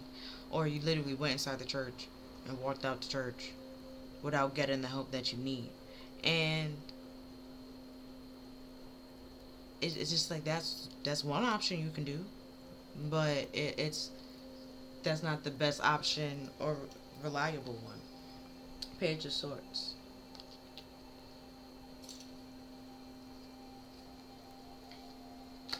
Then the 4 of Wands. Okay. Then the 5 of Cups, yeah. Okay. Then the Queen of Swords. So, with this person is waiting for a time and opportunity to come in to lead you astray. So you have to stay on guard or stay on alert. And use your psychic abilities, your discernment, because they are going to try to cloud your judgment a little bit to try to get you in this trap, to get you in this relationship or connection with them. And it leads you to being sad and melancholy, realizing that you can't celebrate with these people. You're not happy with these people. This is not your 3 of Cups. You can't be yourself or be vulnerable or be open and truly who you are. Literally, because the stingray, if you like, that's why I showed it. It has like the chakras colors. Like you can't be in alignment or balance around these people. So you will never get to the star. Or be balanced enough to be like the temperance angel. To not even just the temperance angel, just to get to temperance, to then make it past the devil and the temptation and stuff like that, to get to the start, to be in your life purpose or even find your life purpose. But with the Queen of Swords being here, you see that, and you with the mirror. If you was in group 1, you see the torch, you see the mirror, you see what I'm saying? You did that introspection, realize maybe I have some things I need to heal, and you healed it. You did that shadow work. And you cut off certain things or certain attachments, certain links and certain chains.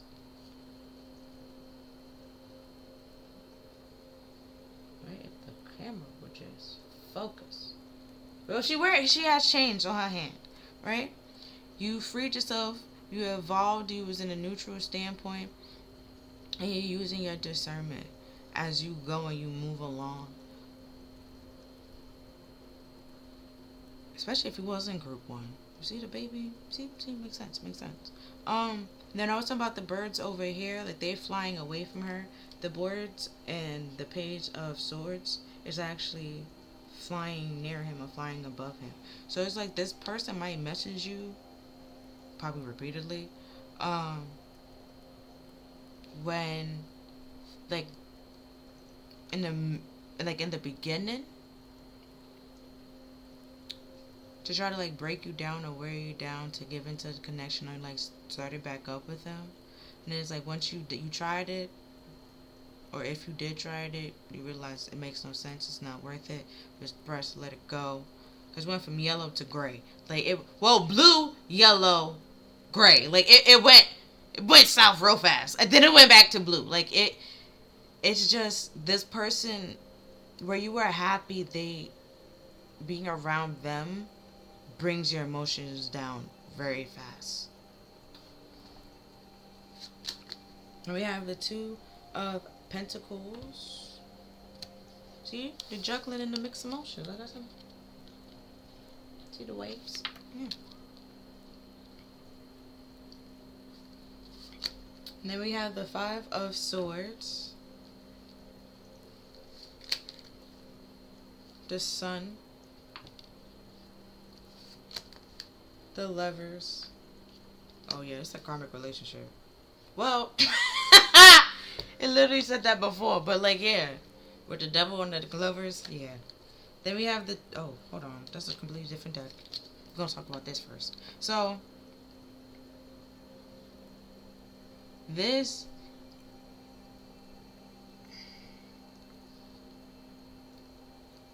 you feel like you're juggling, you're going back and forth, weighing the options, but you have like because they want you to sabotage yourself. They try to make it seem like the Two of Pentacles. Normally, one is like above the other or slightly above the other because you're juggling. But with the balance here, justice being here, they're trying to make it seem like both options are very solid and stable when it's not. Um, because now when I look at it, one kind of like slightly looks smaller than the other, but then that could just, you see, like the option is not, okay, I'm gonna show you. If one looks smaller than the other, that's simply showing that one of the options is worth more than the other, and the one that they are trying to give you, is the smaller one. So that's with the self-worth, like you know what you are worth now, and that's causing a whole bunch of mixed emotions because you're trying to move away and get in your boat and have other options coming to you, and they can't give you a solid, stable offer to save their life because they're in balance. They don't know what balance or stability even look like. Okay, they can't give you none of it. None of it. Which is why they want you to just give it up, throw your swords down, and just give in to whatever they are offering or asking or saying. Which is pretty much you self-sabotaging yourself and betraying yourself for this person's sake, which is the Five of Cups. You wanted to stop doing that. You healed that with the Sun. Now you see and illuminate. That's what I was saying before. It's like this person purposely will use, because your eyes is closed here. This person will purposely use your insecurities or your vulnerabilities against you and like try to like poke at it and stuff like that. And then with the Sun being here, you now all that's being illuminated, and then you're now seeing like this was a strategy the whole time. Like this person, when they said little jokes and stuff like that, be like, oh, I was just joking, or you're being sensitive, and da da da da da. They intentionally meant that shit. Because they wanted you to think that they was your soulmate. Look at that man. Do he look happy being there? No. But she looks happy. Exactly. It's not right. It is karmic. Only one person will be happy. They only care about their own happiness, and it's very selfish. And they was gonna want you to juggle this unbalanced, stable, toxic connection with your true, actual soulmates. And it's just like, sir, why would I ever do that? Why would you? It's like they want you to give up stability for inconsistency and like it's inconsistent. It's not stable. No, it's like there's nothing. Nothing. So we have the Two of Wands, the Ten of Cups. Oh, see, star reverse. You lose all hope. That's what they want. They want to feed you a fantasy. You set that they literally planning and setting the intention to feed you a fantasy, a pipe dream that leads you to having no hope, no happiness. The light that you have, it gets dim and it gets dark, and you be unhappy and feel like this is unfair. Life isn't fair. Everybody hates you and everybody has it out for you. And it's just like, no, it's just your group of friends that have it out for you. In all honesty, see, temperance. It's just your group of friends. They're just testing the waters to throw you out of balance. Page of Swords. Be on alert. Be on guard. Or some of you already know who it is. This person trying to come back.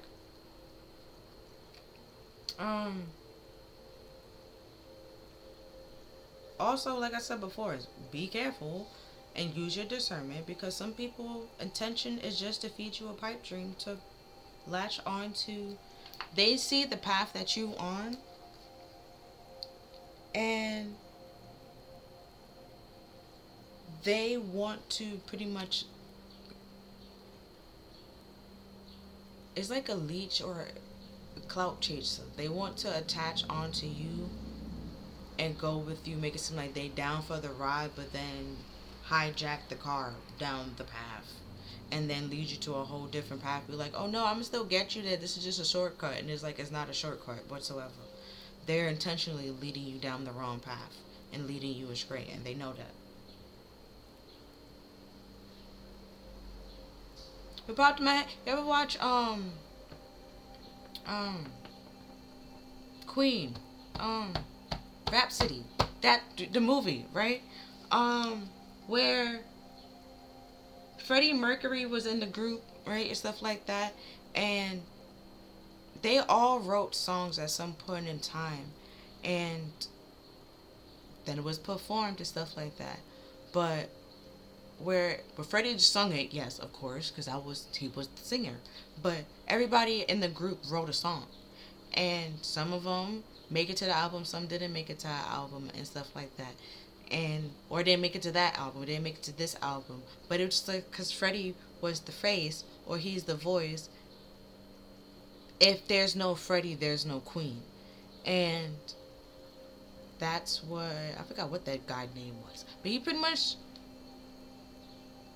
caused a rift or in the group to isolate the not the instruments, but like the band and stuff like that from Freddie, to make it seem like it's Freddie and the band, when it's more so it's the Queen. They're a whole group, and was trying to get Freddie to go solo and be on his own, and that was more difficult and harder, because where it was him, this person, that person, this person writing a song. It's only just him writing songs, and it's like there's like at least 12 songs he gotta write and pipe out, when it's like where everybody else can write like 3 songs and stuff like that. We come together, figure out which one is gonna do it. It's like it's all him by himself, and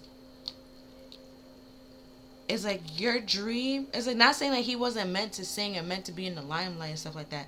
It was like that probably was a part of his path. It was his goal, yes. But it was like, it's meant to be in a group. He's supposed to be a group. He's not supposed to do it by himself, because it is not. He can't handle it by himself. There won't be no peace. There will be no harmony on him doing it by himself. And it literally wasn't. So it is that. People try to purposely lead you astray or break you up. This group, the group that you're in right now, is toxic, so it needs to break up, which is why.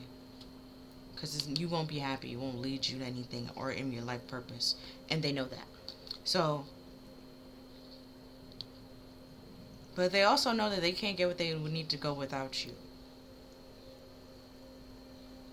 It's like the group that kicked out the talent, pretty much, was what they did.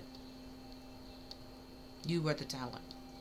In that scenario, Freddie Mercury just left on his own. They did the opposite. They kicked out the talent.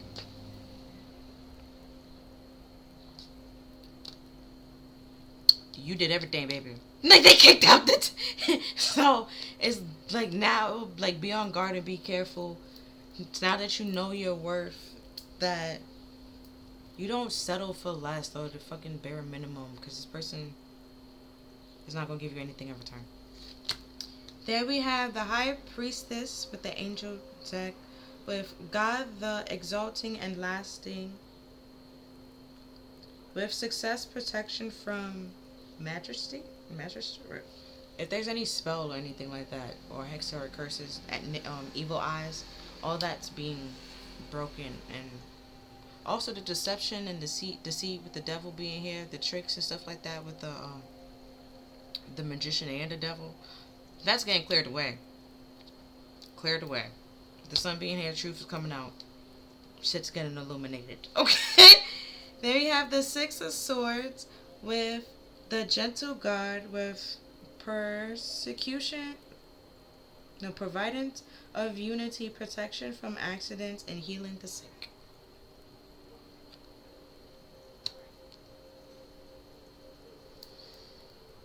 So where before, where this person was wearing the mask, you thought you saw eye to eye, or and stuff like that.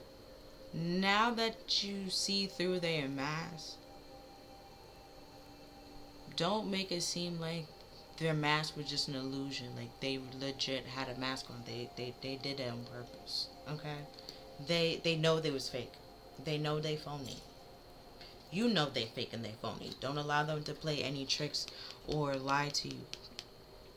Because the High Priestess and the Queen of Swords being here, they both use their discernment to make a logic and fair and moral decision. But the High Priestess is all about secrecy and the duality of things.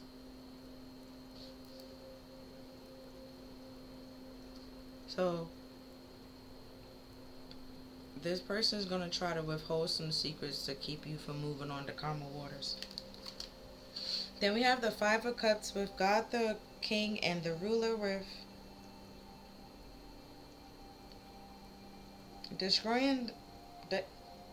destruction of the enemy and deliverance from bondage.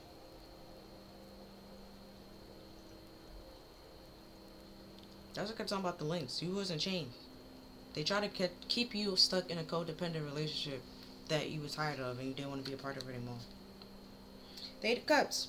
There was no love there. Told you. Literally. I keep saying, every time I do a romance reading, because, well, you have more cups than the other pile. But with the Ten of Cups being here right next to the Star reverse, those are not happy cups. The Five of Cups. Those are not happy cups. One person is happy, but the other person's not happy. Not happy cups. Then we have God, the pleasure of man's child, with transformation and giving consolement in adversity.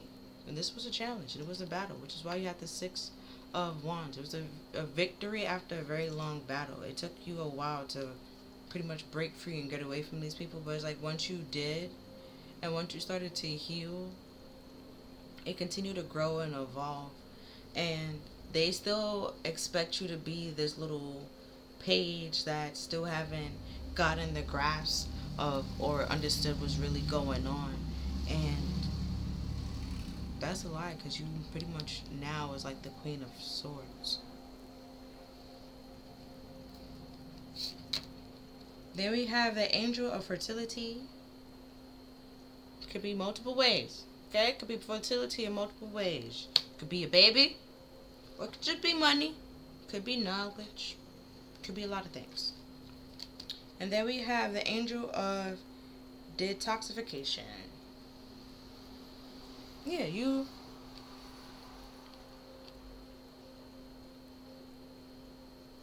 Okay, so what I'm getting with this fertility and detoxification, you planted the seeds, right?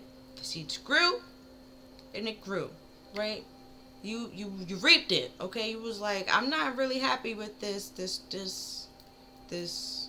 bunch that I got, this reaping that I sowed, this harvest. There we go. That's the word. I was trying to find it.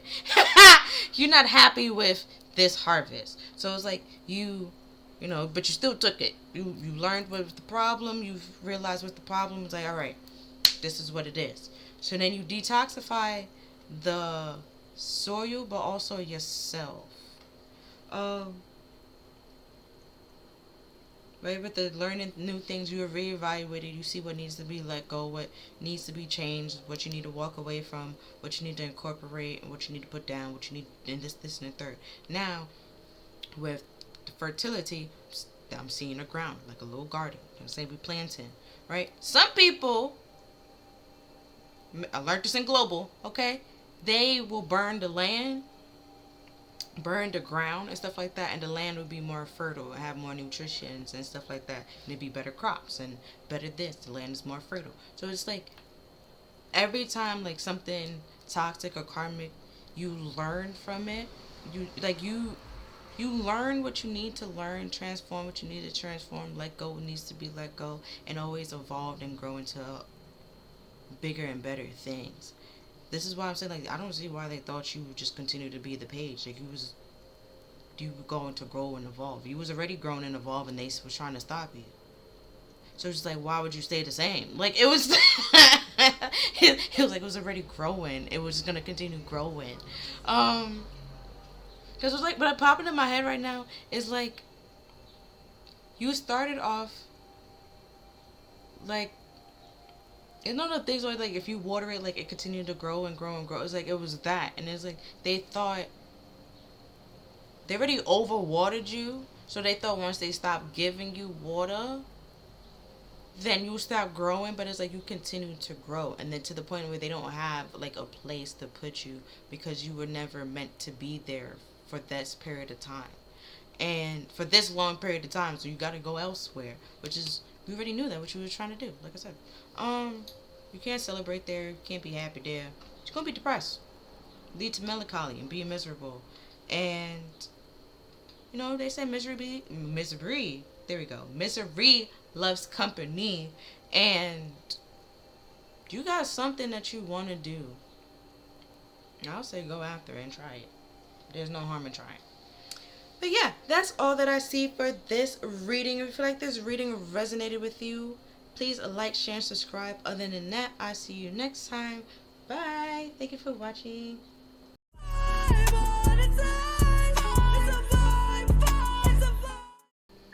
Hi there, Proud 3. Welcome to your reading. So, let's see what comes out for you. So these came out together. I'm going to put them down one by one. Oh, sorry, you picked the raccoon. And then in this deck, the raccoon talking about like having, you want to create something, but you're scared to do so. The shadow aspect, you let in your nerves and your fears get the best of you. But if it's, let's say it's like something like art or being like creative, just do it privately. You don't have to put your name on it, show your face or anything like that. Or like if it's a songwriter or something like that, I'm gonna say everybody got like a whole, like an alias and stuff like that. Just do that. Do that. You could do that, you know? But yeah, so I'm gonna read these out by one. So we have a dime a dozen. Oops, sorry, let me show you. A dime a dozen. It is easy to be wise after the event.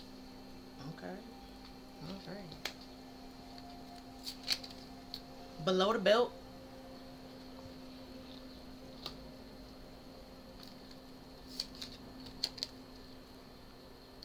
Toxic drug addiction. Funny enough, there's DMX in my head right. Oh, playing in my headphones. Not in my head, but in my headphones. Good girls and bad girls. No, hold on. Good girls and bad guys. There we go. Not bad girls. Unless you gay, you know, good girls, bad girls. You do you, sis. Okay. But we have break you down, belittle.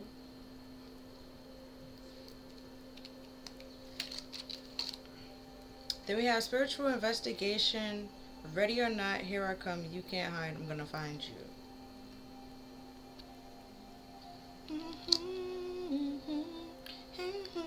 Oh, and make you want me. That's what it is. Yeah. See, toxic workplace. Hold on. Okay, hold on. We're gonna finish. Toxic workplace. Poor productivity, low morale, loss of sleep, stress, humiliation. But this person is literally trying to break you down. Depression. A toxic workplace.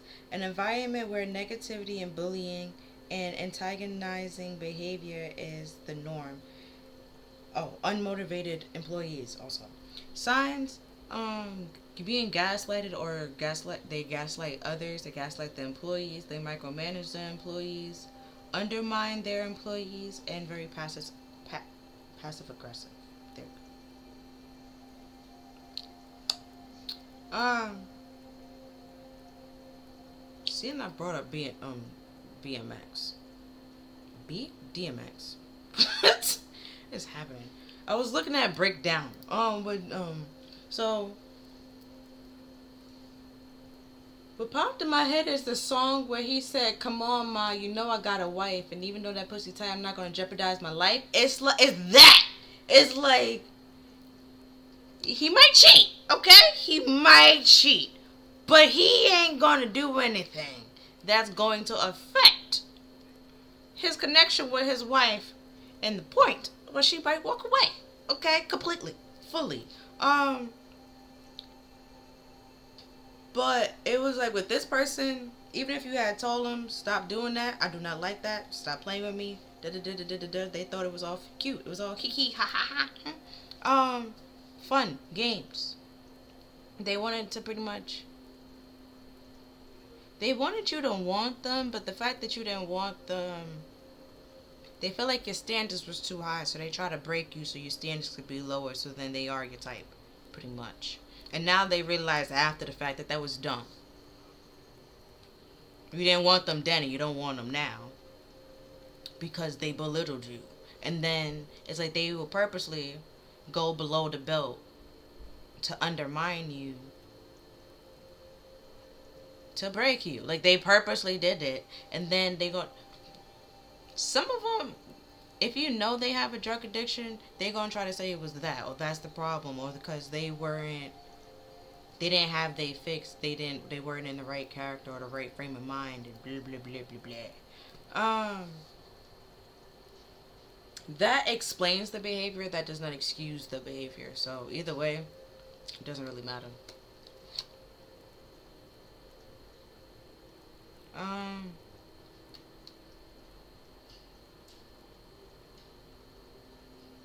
Also, with it being the norm, it's like this person, even if you would have said something, they would have undermined you and be passive aggressive, like, oh, you can't joke with her because da da da da, like be passive aggressive about it. And it's like, you can joke with me, but then joking and disrespect is two totally different things, because once you do it back, it's a problem. And it's just like, but that's how you joking with me. Like it's not equal. It's not balanced.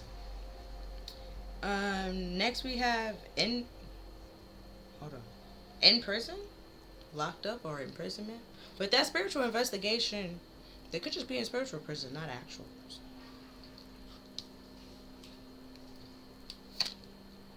Oh yeah, exposed. Yeah, they're in spiritual prison because they got exposed for fraud, lies, was done in the dark.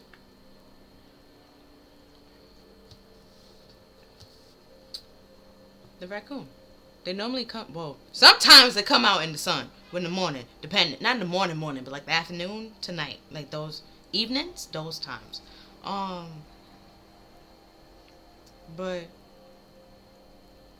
the raccoons, like their eyes, they kind of give like the image of like a thief and stuff like that and stuff like that. Like this person was just a raccoon in your life, pretty much. You're not the raccoon. They were the raccoon. They was the thief and the liar, and creating a whole bunch of obstacles, trying to belittle you, literally break you. To be addicted to them as if they were some type of drug, or that you needed them, some type of codependency. Oh, with this workplace, like you wouldn't be able. This person would be like the type that if you leave there, if it is possible, will try to blacklist you. So it would either be hard for you to get another job or get a job just in general. And they was doing this by lying on what happened.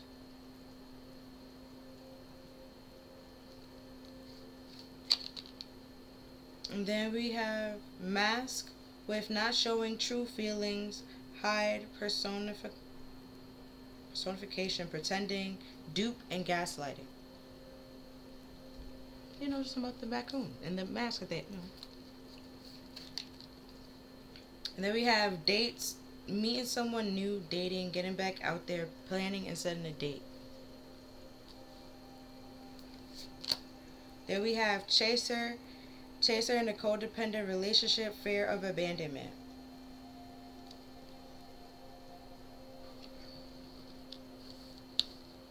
Those are first trying to get you in a codependent relationship so you can start chasing them. So you can get hooked and then start chasing them. That's their intentions. But then once you bring it up, they gonna gaslight you and say like that's not what they doing. When that's actually what they doing. Then with the micromanaging, it's kind of sort of ties with the undermining, because it's like, why hire you or why give you the job if you was not capable? So that's like it ties with the undermining. And then they're gonna gaslight you, be like, oh no, I'm not micromanaging you or stuff like that. I'm just doing this and doing that. Like, no. It's all no. No.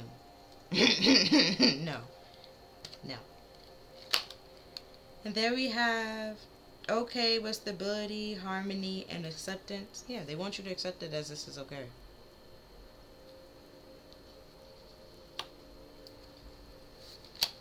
And we have accident, danger, cautious, injury. And it's definitely not. But they're going to try to make it seem like, oh, I didn't know. It was an accident. I just thought I didn't know what to mean if I put this or if I did that or did it. Like, they intentionally know. Like, with my analogy is like, they feel like it's okay to blacklist people or blackball people and stuff like that. And then once it come out and it gets exposed and stuff like that, they're going to be like, oh, it was an accident. I didn't mean to. I didn't know that's what that meant and blase, blase, blase. But with the spiritual investigation, God knows your heart, baby. He knows your heart. He knows what you was thinking. He knows what you meant to do, what you wanted to do, and the whole intentions of it all. It wasn't an accident. They thought it was okay. And now that it comes out and it's exposed, now they're trying to make it seem like it was an accident. But I didn't intend to do that. I didn't mean for that. And it's like, okay, but you did. Yeah, aid. We have aid, mercy, charity, and kindness.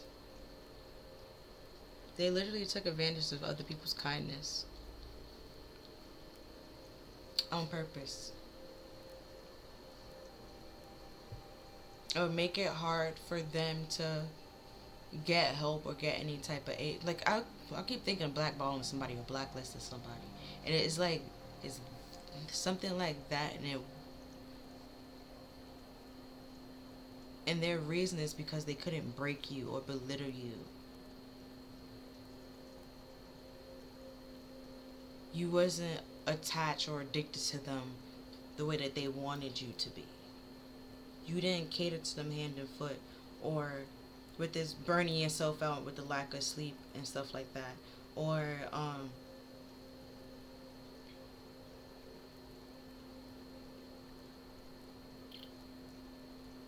seeing that they have toxic drug addictions, like you didn't partake in the drugs that they was partaking in, and you didn't care to do it. You wasn't gonna try to do it just to be cool, get into their good graces and stuff like that.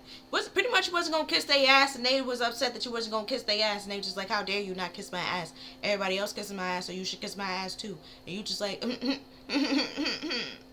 I'd rather not. And then they got upset, and it's like, boo hoo, so sad. And they feel like they was better than you, and it's just like, no, you're not.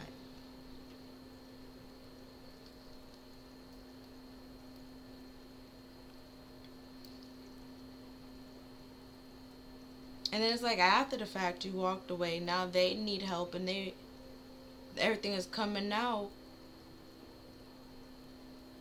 and everybody's abandoning them. It's like now everybody see why they was doing certain things or acting a certain way. It's because no, they didn't want everybody to see or to realize that they're not qualified for the position that they're in, um, or they're just a fake ass person for a blank period and needs a handout. Then we have the three fates. What comes around, yeah, what comes around goes around. They wanted this to happen to you, where it was okay for it to happen to you. You get her undemanded, gaslit, and stuff like that. Get stuck, get attached to them, and stuff like that.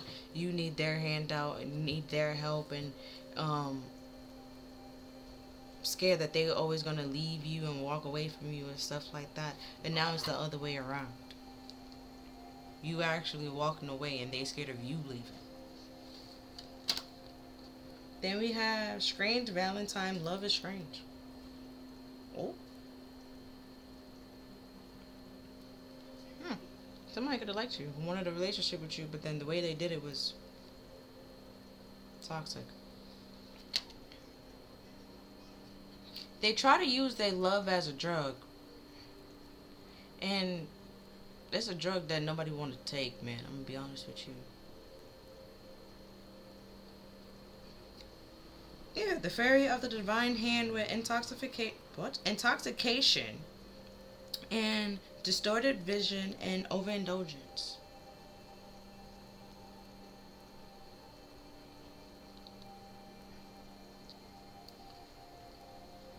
But with this breaking you and then belittling you, like having less sleep and humiliating you and stuff like that,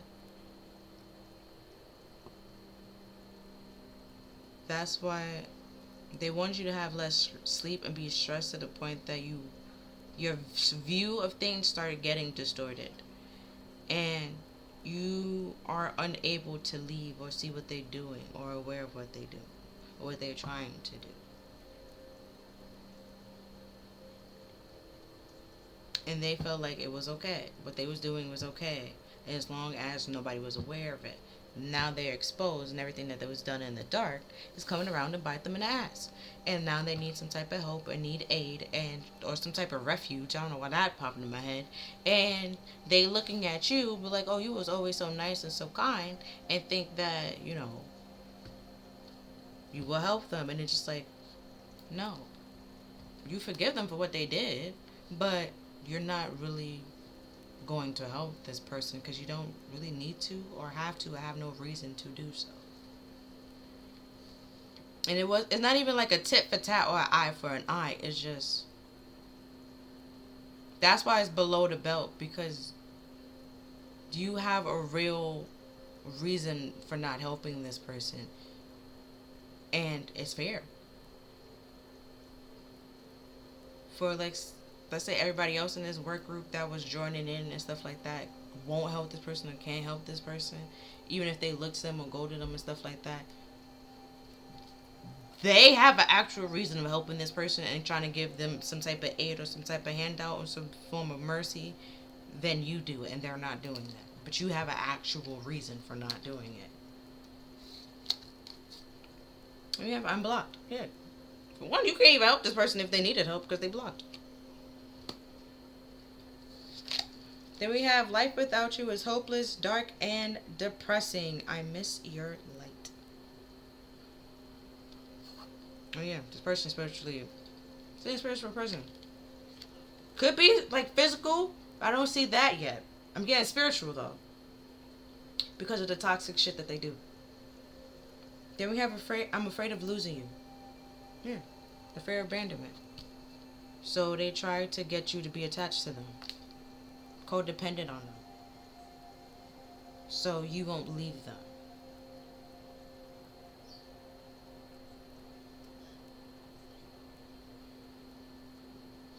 Like, they try to do something to get you hooked, to try to keep you, like, always coming to them as if they're the only person that can give you that, when in all actuality, it's probably better out there, or you can get it from somebody else. It's like the toxicity, you can get that everywhere, baby. This is not the only toxic person out there, I promise you. There's a lot of toxic people out there. So, it's just like, but they don't want you to see that or know that. Because, especially if it's just dick, there's plenty of dick out there. Especially if you want toxic dick, there's plenty of toxic dick out there. Plenty of toxic dick out there. So it's like, but they don't want you to see, like, you have options. Because they don't want to lose you. They only care about themselves at this point in time. Which is why you blocked them. Then we have the heat between us is intense.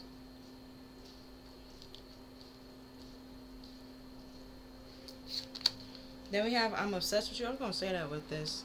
Overindulgence. Could be you. This relationship. The drugs, everything. It's just your person might need a rehab than anything. And you're not a rehab center. Whatever between your legs is not rehab either. Like, they need an actual rehab facility. People, AAA, something, a sponsor, all of it. Then we have, I can't take it anymore. Continue moving in secret. Keep your shit quiet, because I don't know what the fuck is wrong with this person. But, well, I know what this was wrong. They obsessed with you and they stuck with you, but then they refuse. With them being in spiritual prison and stuff like that, that's pretty much the hangman. How you get out of a spiritual prison, you realize the errors of your ways. That's all they have to do. Realize what they done wrong. And apologize. But they refuse to apologize. And then they probably had time and time again to apologize. And again, they refuse to apologize. And do that. Because the Wheel of Fortune talks about chance. But it's also like change and stuff like that. So they had a chance to change this and turn this around just by apologizing and coming clean and telling the truth. But no, they didn't want to do that because they felt like it was okay to do what they was doing. And because they weren't getting hurt, everybody else was getting hurt, but it doesn't matter because they're not getting hurt. And then they try to come in to be like this hero, this savior. It's like, how to say this?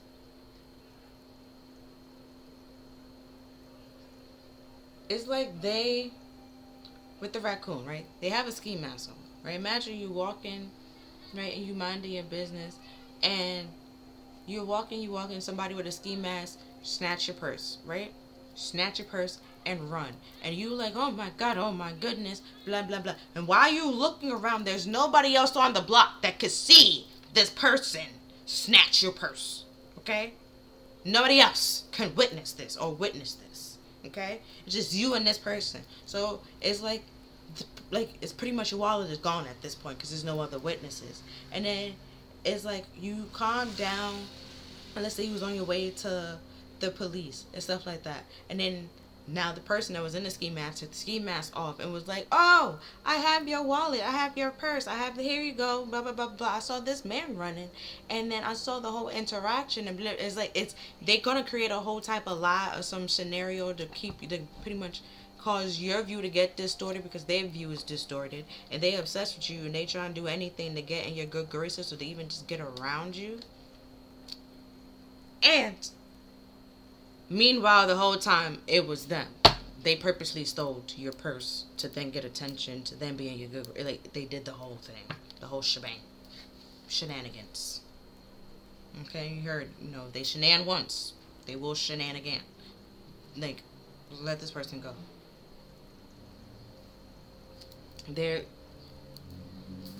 They only function... I won't say they only...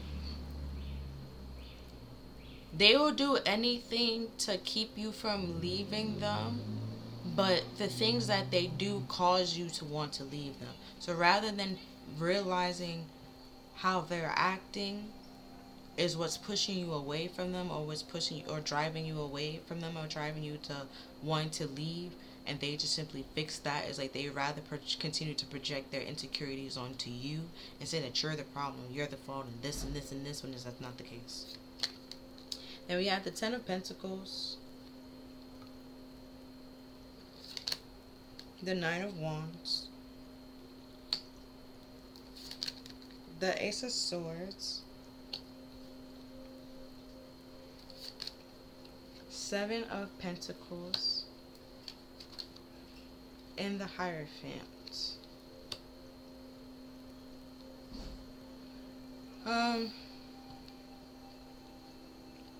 What I will say with the Ten of Pentacles, it's like a marriage or a connection, something that's supposed to last for a very long period of time. It could even be like a career, but a toxic workplace being here, it could be a career, something that just you stay there for a very long period of time.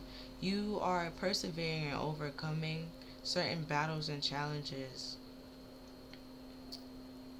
or just simply protecting yourself and defending yourself and keeping certain people out of your business and from around you with this block and stuff like that, with that gate. Keeping certain people at bay because you see the truth now and you know the truth. And certain people will try to distort that. Certain people will try to distort that. Romanticize or just manipulate, gaslight what actually happened with the Seven of Pentacles to pretty much seem like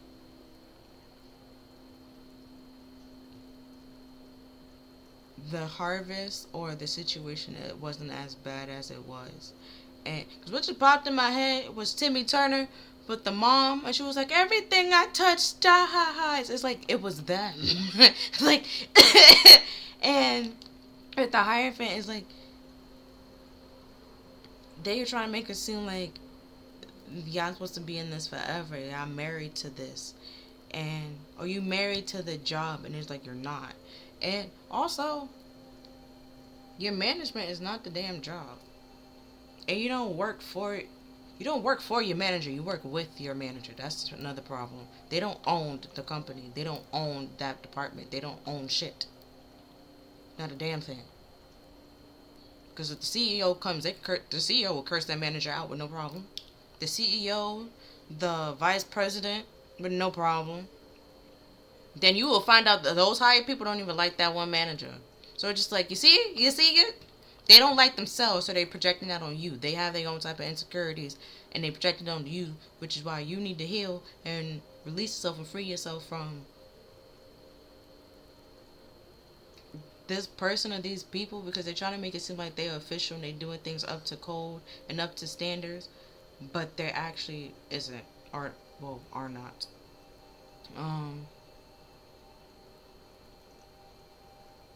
Oh yeah, with that passive aggressive, they will get defensive when the truth will come out or when somebody says something. But as time went on, they got exposed. And then these came all together, and then they cast some crossing cards. So, okay. So we have the Sun reverse, and hold on. We have the Sun reverse, the Page of Swords reverse. So I'm gonna put that on top of my life without you is dark. I miss your light. Then we have, okay, damn it, the Star reverse. Hold on, she got nipples out. Okay. The Star reverse and the Nine of Swords.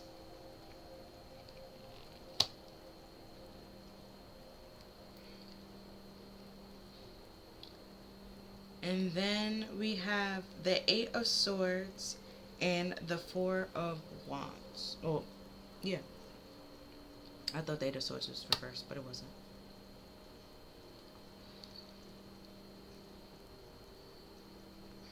Okay. So in this connection or relationship or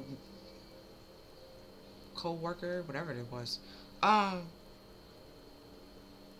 somebody was very prideful and selfish and only want what they wanted, and was very childish and try to trap people into doing things that they wanted to do, or get them to manipulate people to do what they wanted to do.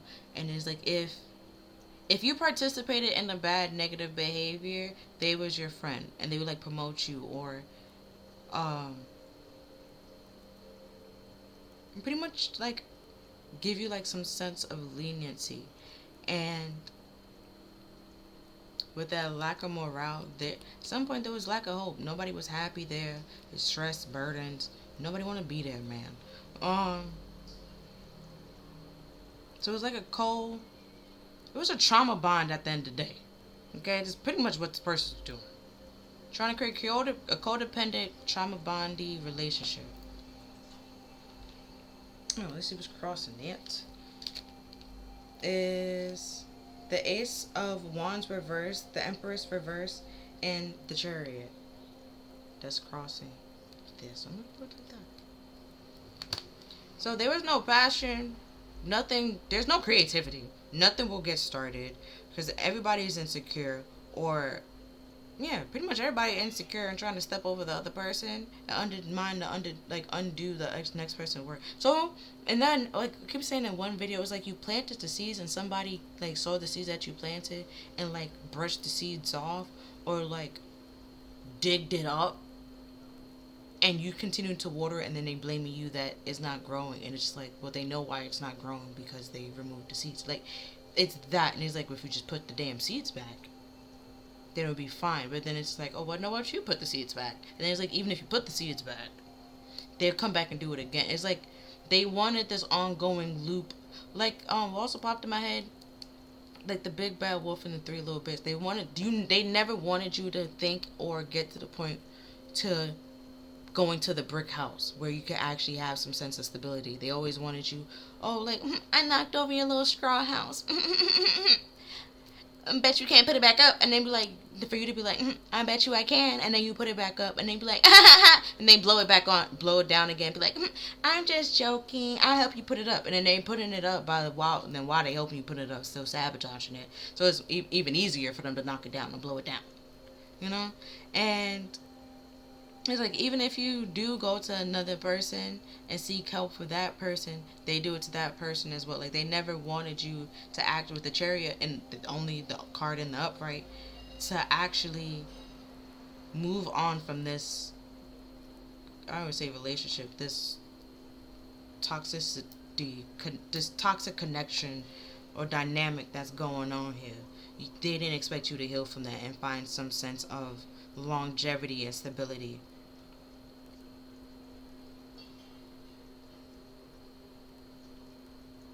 Also, with the Empress in reverse, this person is insecure, can't control their emotions. It's not creative, don't have any spiritual abilities or psychic abilities.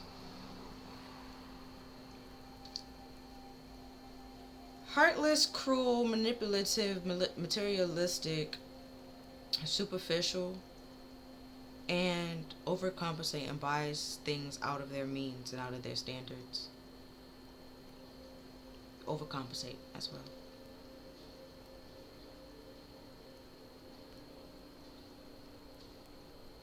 So they micromanage you in all actuality.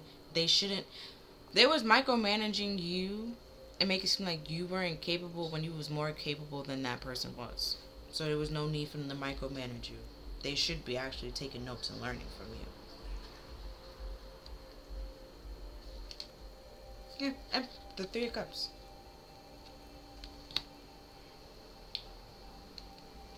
And the Hangman reverse. You see? Spiritual prison. All they had to do was open up, speak their truth, come clean. They didn't want to do that. No, they refused to do that. So now they stuck where they are. In limbo. The past. Somebody that you used to know. Like, they blocked. They can't no way of coming back in. And we have the Two of Wands. So you're reevaluating, looking, thinking back, like, do I really want certain things or certain problems back in my life before you turn your back towards it and fully have control over the world that you have in your wand. And you already have a one wand in your hand. Taking that new passionate beginning where you really see that there's no passion here, there's no creativity here, there's nothing here that will ever lead to the sense of longevity or makes you want that longevity, want it forever and stuff like that. Yeah, 4 cups. You have no emotion to it. You don't really care. You looking for help from spirit.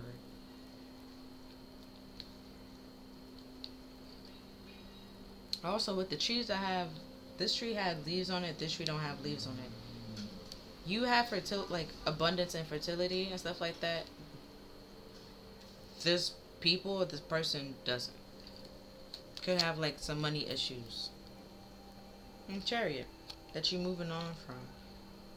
It's like you got help from spirit. You released your past, turned your back towards it, accept spirit help, got into that like the little chariot right here, and moving on and moving forward with determination.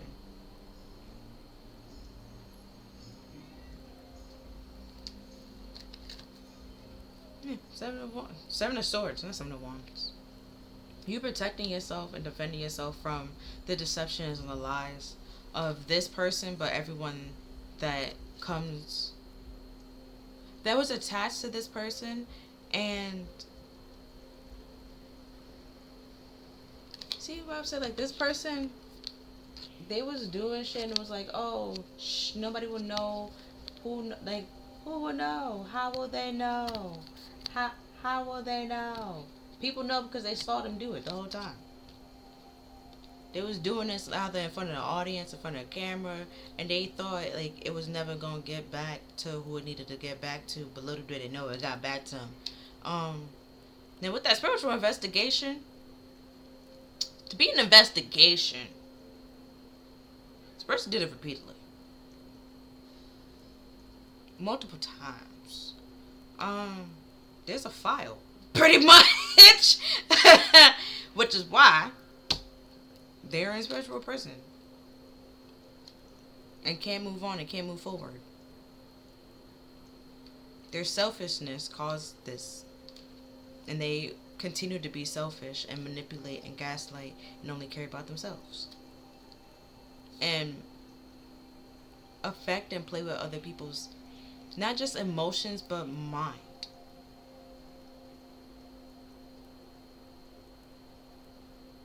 And all that then affects you, and affects your health.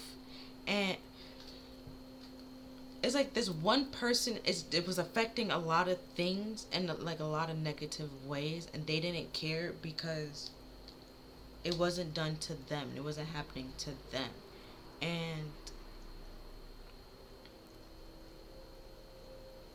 that's what I'm saying, like with the 2 people that could have been like, let's say the CEO or the vice president. Like they know how this person is, or it's like undercover boss and that kind of thing. They're just like, so then it's like once everything comes out and comes down, they was like, yeah, nah, sweet, let's come over here, like come in the office, like that kind of thing. And it's like now after the fact they be like, oh no, like I didn't mean it, it was just a joke, that's how we do it here, da da da da. And it's just like, well, I was talking to other coworkers, they don't really seem to like it. And this is like this person to try to like talk themselves out of losing their job or being fired, but they get fired anyways because they were the problem.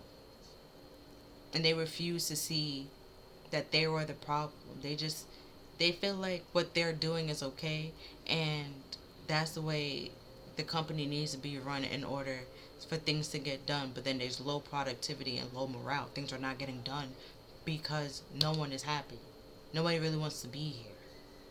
But they try to make it seem like it's the actual 3 of Cups and everybody want to be here. Everybody want to sit at this table, eat at this table. In all actuality, nobody wants to. They're sitting at that table, they're not eating any food. They're just there. It's like nobody is talking to each other, they're just sitting there. We had the 2 of Wands. See, now your back's turned to it, told you. And you let go of the deception, the lies and the cheat, all of it. Moving on and moving forward. Moving on up.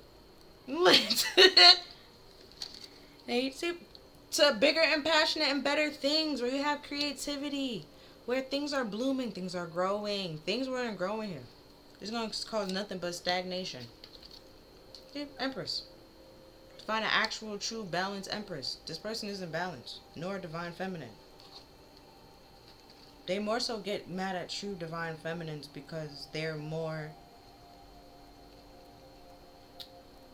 For one, they're more qualified to do the things that this person wished they was able to do. So if it was a manager, and let's say you... The manager, which was this Empress reverse, right, is trying to make it seem like they this true Empress. Where you come in and let's say you were just entry level, right? But you're an actual divine feminine. You're actually management material more than this person was or is. Like character wise, personality wise, everything, manager, you got it. You can do that. But this person can't. They use negative reinforcements to get what they want, where you don't have to do that at all.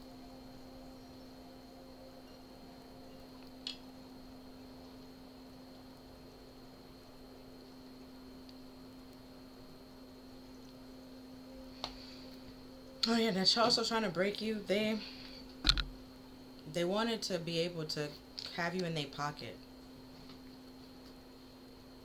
They thought since they corrupt, you're corrupt too, and then trying to do certain things to make it seem like you're also corrupt. Or just to break you to then be corrupt, to then do with the things that they want to do. The Hierophant. They try to make it seem like they're a leader or somebody of authority when they're really not. So these came out together as well. So we have the Tower, Death, 10 of Cups, Page of Wands, and the Devil. So the toxicity, the toxicity, the illusions, all that's coming to an end and coming down because it was karmic and wasn't meant to last. It wasn't built to last regardless. So every relationship or connection this person created or had falls apart. That's what I was saying. The people that was with them and joining in on belittling you or doing all this also abandons them and leaves them.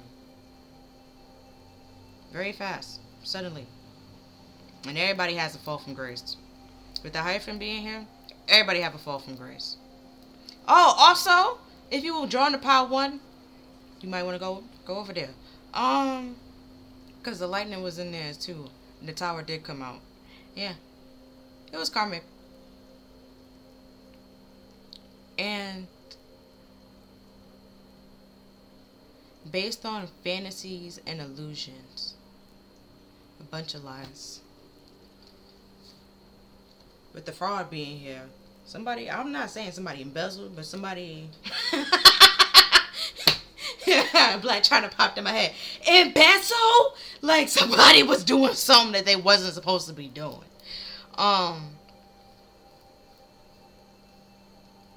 Wait, hold on, cause no, I'm saying this for money, cause we have 8 and then we have Pentacles. Then I would say it's money because the Empress is supposed to be fertile and attract things and be abundant. They don't have that. So it's like if they don't have money in their pocket, you shouldn't have money in your pocket. Or they sabotage your pay in some sort of way. It's something. Then we have the Hangman. Yeah, and that's why they're stuck in a spiritual prison. Because what they doing literally was fraud. If that was, like, if they are trying to mess with somebody's money or stuff like that, this just technically... Embezzle popped in my head again. I don't know why. She was like, embezzle? Like, ma'am, we heard you the first time. But... yeah. Then it going backwards as well. Because it went Death, then the Hangman. It's supposed to go Hangman, then Death. This person's pretty much stuck in limbo. The Magician. Yeah, because all the lies and the tricks and the delusions that they created and the illusions they created for people for, see, money, the pentacle, for materialistic reasons, superficial reasons. And they wanted people to be stuck in a loop, going round and round. I told you, they did this multiple times. It like, they abuse their power wherever they go. It could be at work, it could be at home, it could be in a relationship, it could be whatever. They are going to abuse their power and try to have some sort of control, and they can't even control the damn self because they're a page. They're a child. A child does not be in control. A child is not in control of anything. Because, for one, their frontal cortex is not fully developed. So it's just like, sir. Like, the Knight of Cups. Try to make it seem like it's romantic and it's very loving and very caring and very nurturing. Nine of Cups. That's a bunch of lies, sweetie. It's a pipe dream. It's not the real Ten of Cups, and it's not going to ever lead to the real Ten of Cups. This person is stuck. They feel like your light will get them unstuck. Because the Hangman, when it's in the upright, see how by his head he has a light? That's talking about enlightenment. They feel like you're their light. They're stuck. You will fix them. You will get them unstuck. You can't. You won't. They have to enlighten themselves. They have to turn this around on their own. Because in the Tower, even though it's two people, y'all fall into totally different areas. So you have to fix yourself first, get yourself right, before you can ever find this person and see if they okay. And with the Devil being here, it's like the Tower is falling apart, and then in the midst of the gravel and stuff like that, you trying to get up is like they also creating more obstacles to keep you stuck and from moving on. When in all actuality, you were just trying to find this person to make sure they was okay. And it's like that's at some point you started to realize that you was giving more to this person and caring more for this person than you were actually giving to yourself, and wasn't getting anything back in return. It was just like it's like the relationship was very toxic. And even though it says like a workplace, it was like the work dynamic, it was all of it was just toxic and manipulative, and it was a trick and a trap because this person pretty much wanted corrupt people around him, and you weren't one of those people. No birds would feather flock together, like you wasn't one of them. So they would do things or to kind of get you to like to either quit or just leave or get fired in certain things and stuff like that. But like I said, some people see, some people know, and this person don't know that some people know, because like I said, they undercover boss popped in my head. It's like they think that they're gonna be able to get away with it, and they're not getting away with it, so don't worry about it. And we have the Two of Pentacles, God who supports the universe with fortune and fame, fulfillment of any request. So if you wanted like a job where you are valued, your opinions are valued, you actually have, people are not abusing their power or their authority or anything like that, you're moving on and finding those things and overcoming the challenge and adversities that this person is trying to throw in your obstacles. Because the Chariot talks about determination. You have the Chariot 3 times. You are determined, okay, to get away from this person. And if this obsessed with you, this person can't get to you or move to you in any way, shape, or form because they're stuck in the Hangman. They're literally in spiritual prison. They can't move. It's like limbo, okay? They're in limbo. You're fine. They can't get to where you are. You can feel them. Don't get me wrong. You might be feeling something, sensing something, but they will never show up or be around you. And even if they do, you're now more capable of handling yourself than you were back then. Especially if it was a workplace, they're no longer your manager. You can say whatever you want to say. or whatever it was. They no longer your coworker. You can say whatever the fuck you want to say.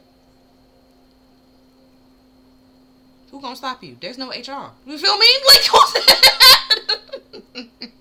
you could say whatever you wanted to say. Where before you was just trying to be respectful because it was work, trying to be cordial. You know, we got to see this person every day. You don't got to see them, especially not seeing them every day. It was just like, what do I got to, I don't care about your feelings. I didn't care about your feelings then, I don't care about your feelings now. Like, go about your business. But the only reason why this person is trying to come back now is because they see you moving on to bigger and better things, and they want to be able to attach themselves to it, or try to tell you what you should do with it. I don't know why that popped in my head, but you leaving them behind and leaving them in the past and moving on and moving forward to bigger and better things. Also, with the Empress being out here, like I said, you was the real Empress all along. And some of y'all, your person fumbled the Empress. Some of y'all, your people know that. Some of them, when they learn it, okay, they be upset. But then it's like, too bad, so sad. Who told you to do it? Nobody. Well, some of them, somebody did have some in their ear. Somebody in their ear. And they decided to listen to that person, trust that person, rather than trusting you and your character. So, again, too bad, so sad. That's their fault. It's nobody else's fault but them. And then we have the Four of Pentacles, God liberating the oppressed, self-atonement, curing mental illness, and deliverance from persecution. See, told you. They had somebody, they either prejudged you with the Four of Pentacles because they was greedy, they wanted somebody wealthy, and this, and the third. So let's say, what's about my head is Kendrick would be humble, okay? Let's say some Jordans just dropped today, right? They will make a whole big thing about it. Like, oh, I gotta go on the line, I gotta do this, I gotta do that. Oh, I've been had my pre-order, right? You don't have to do that. You're not doing none of that. You still gonna get the Jordans. Probably even get it the same day, okay? The same day that it dropped. But you are not wearing it the next day.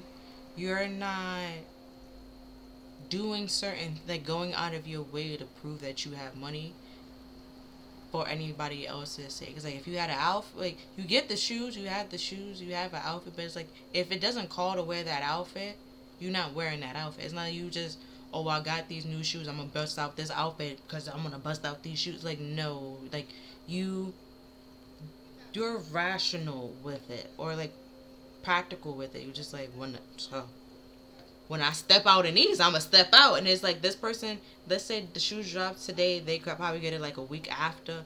Then they wear it today, they wear it that day, the next day, the day after that, the day after that, the day after that, the day after that. And then that's when they start going, like, they need everybody to see that they got these shoes to make it like they got money. But little do you know, or little did anybody else know, that they pretty much living paycheck to paycheck. They spent all the money that they had on this one shoe. So they're not eating the way that they need to be eating. Because they was more so focused on the materialistic views of everybody else.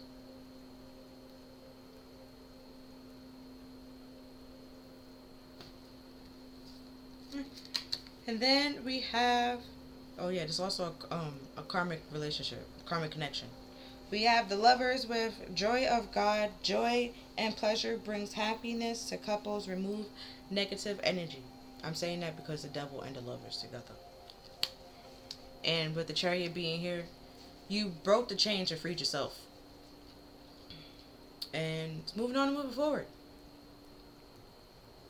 And they trying to get you to be attached back. Latch back onto them. And there's no reason for you to. There's nothing for you back there. There's nothing to look back to or go back to. So now we have the Angel of Patience and the Angel of Friendship.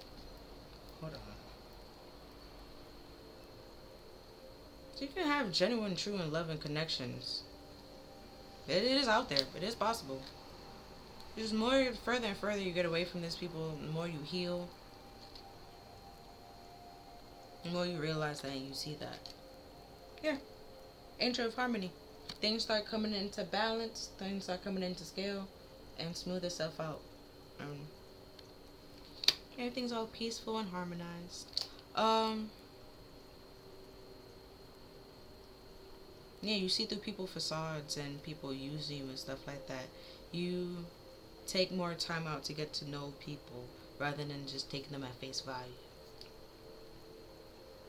Yeah, but that's all that I'm seeing for this reading, pal 3. If you feel like this reading resonated with you, then please like, share, and subscribe. If you were drawn to any other pals, then see you over there. But other than that, I'll see you next time.